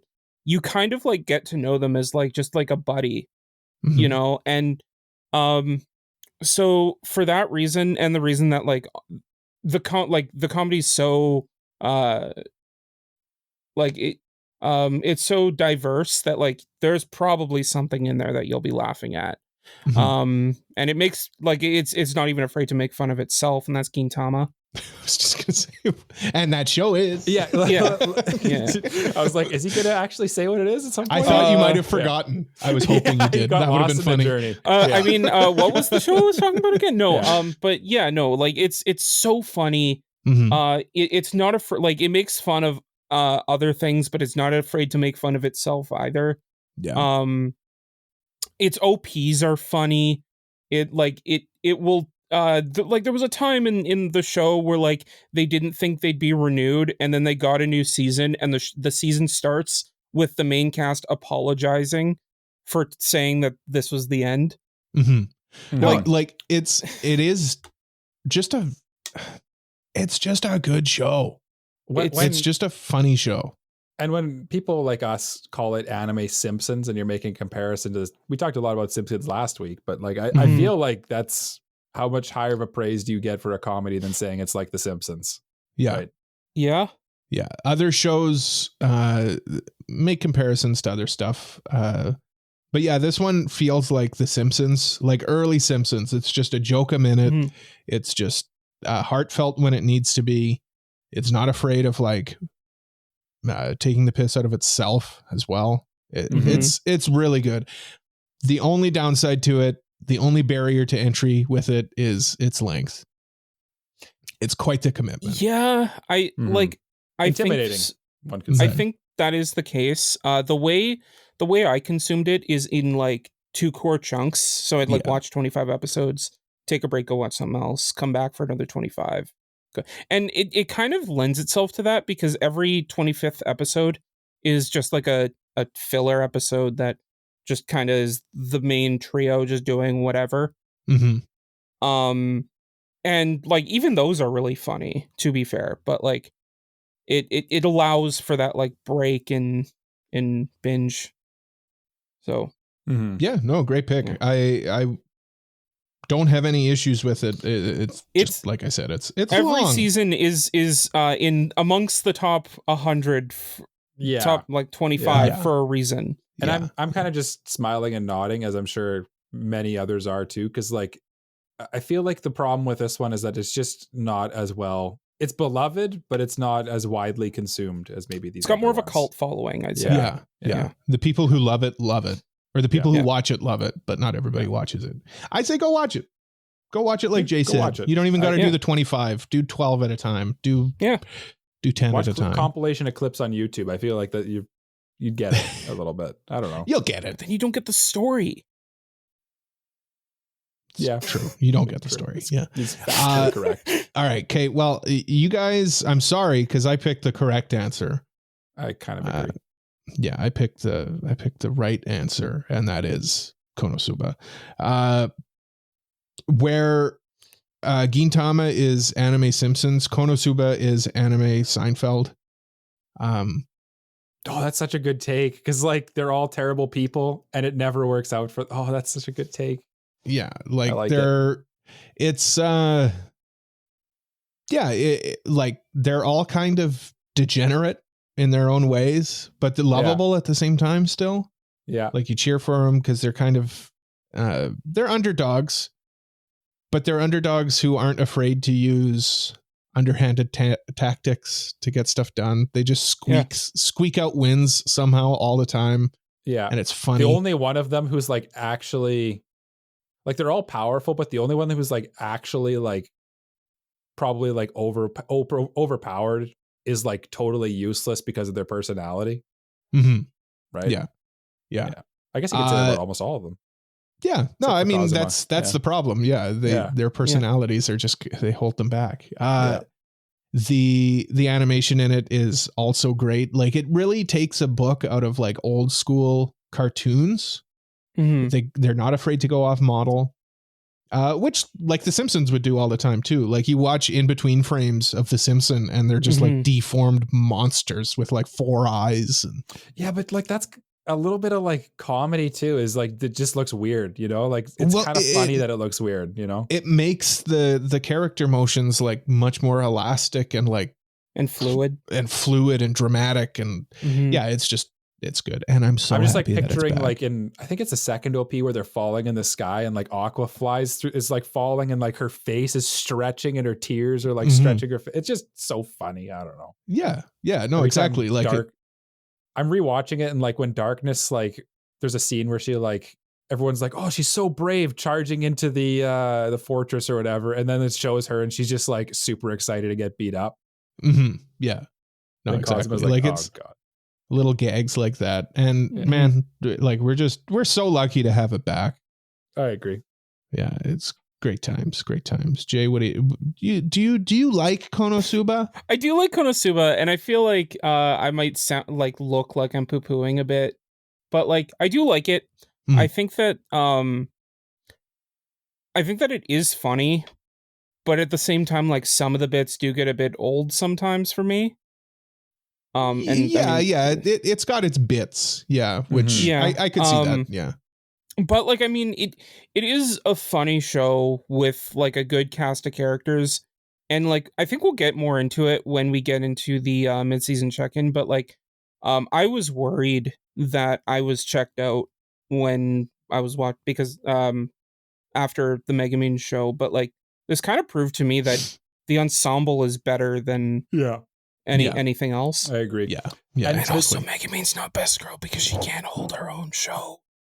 I enjoyed the any Megumin of them show. Yeah. The thing with comedy too is that like these shows, I feel like with my pick of Kaguya-sama, and I guess we kind of all alluded to this because Jay said he watched in 25 episode chunks, is that with comedy by its nature kind of isn't a great binge. So like I feel like if you're gonna watch all the episodes of any of these shows in a sitting, you're going to kind of lose interest a little bit because it just hearing the same joke on repeat, you know, it loses its impact. But like when you just tune in and watch a couple here or there, it's like it peak. These are all peak. Yeah. Let's round up the episode with our listeners' submissions for comedy. That's right. Don't Sweat TT went with Asobi Asobase. There you go. Thank you, Jay. Thank you. Yes, a good pick. No opinion. I don't know. I liked Asobi Asobase. I think like a lot of what I liked about it though was kind of done elsewhere and I'd already seen it. But it is good at what it does. Yeah. It's very it's loud comedy, I'll say. It's a lot of yelling. Which is fine. Mog went with Kaguya-sama, Love is War. Great pick. One of our hosts picked that one. You'll have to guess which one. Your exquisite taste. Kratoast went with Gintama. One of our hosts picked that one as well, Kratoast. I'm not going to tell you which one. Yeah. Shazana went with Kaguya-sama, Love is War. Mog picked that one, Shazana. Excellent pick. Somebody else did too. Smasa went with The Girl I Like Forgot Her Glasses, in parentheses. I don't know if this counts. I haven't seen too much comedy anime. Well, it counts. There's definitely jokes in it. Check out some of the other ones that we mentioned. Go watch Konosuba or Kaguya-sama. I think you'll like Kaguya-sama if you like The Girl I Like Forgot Her Glasses. Yeah, probably. It's got the romance to draw, man. Yeah. And to round us off, the last submission, the last word goes to Super Mexi with Konosuba. One of our hosts picked that one. I will tell you who picked it. It was me. I did. Excellent pick. Save the best for last. He just about said it. Mike said it. I didn't want to lie though. Didn't want to lie to our patrons. Yeah, I wouldn't do that. No. Our patrons such as Hold on. I got a whole spiel. Yeah. I got a whole thing to say here. So thank you so much for listening to another episode of AniPro. If you liked it, please leave a like, subscribe, leave a review, tell a friend all about us. It really helps the podcast out. If you really like us, please consider supporting us on Patreon like these lovely people: Mr. Family Guy 36, Elijah Wood, Brain Dead B-Dog, JJK was the best anime of 2023. Peach, Frama, Kratos, Just Juz, Mogmog, and Frieren's Feet. Thank you all so much. By supporting us on Patreon, you get access to all sorts of perks, and it really just helps us out big time. We're also on social media everywhere at AniProPod, and please join our Discord community to keep up with us and other listeners. Links to everything is in the description below or on our website, AniProPod.com. I think it's my turn to say what we say at the end of every episode of the Anime Protagonist Podcast. And that is? Bye-bye. Oh. Bye-bye. Bye-bye. Bye-bye.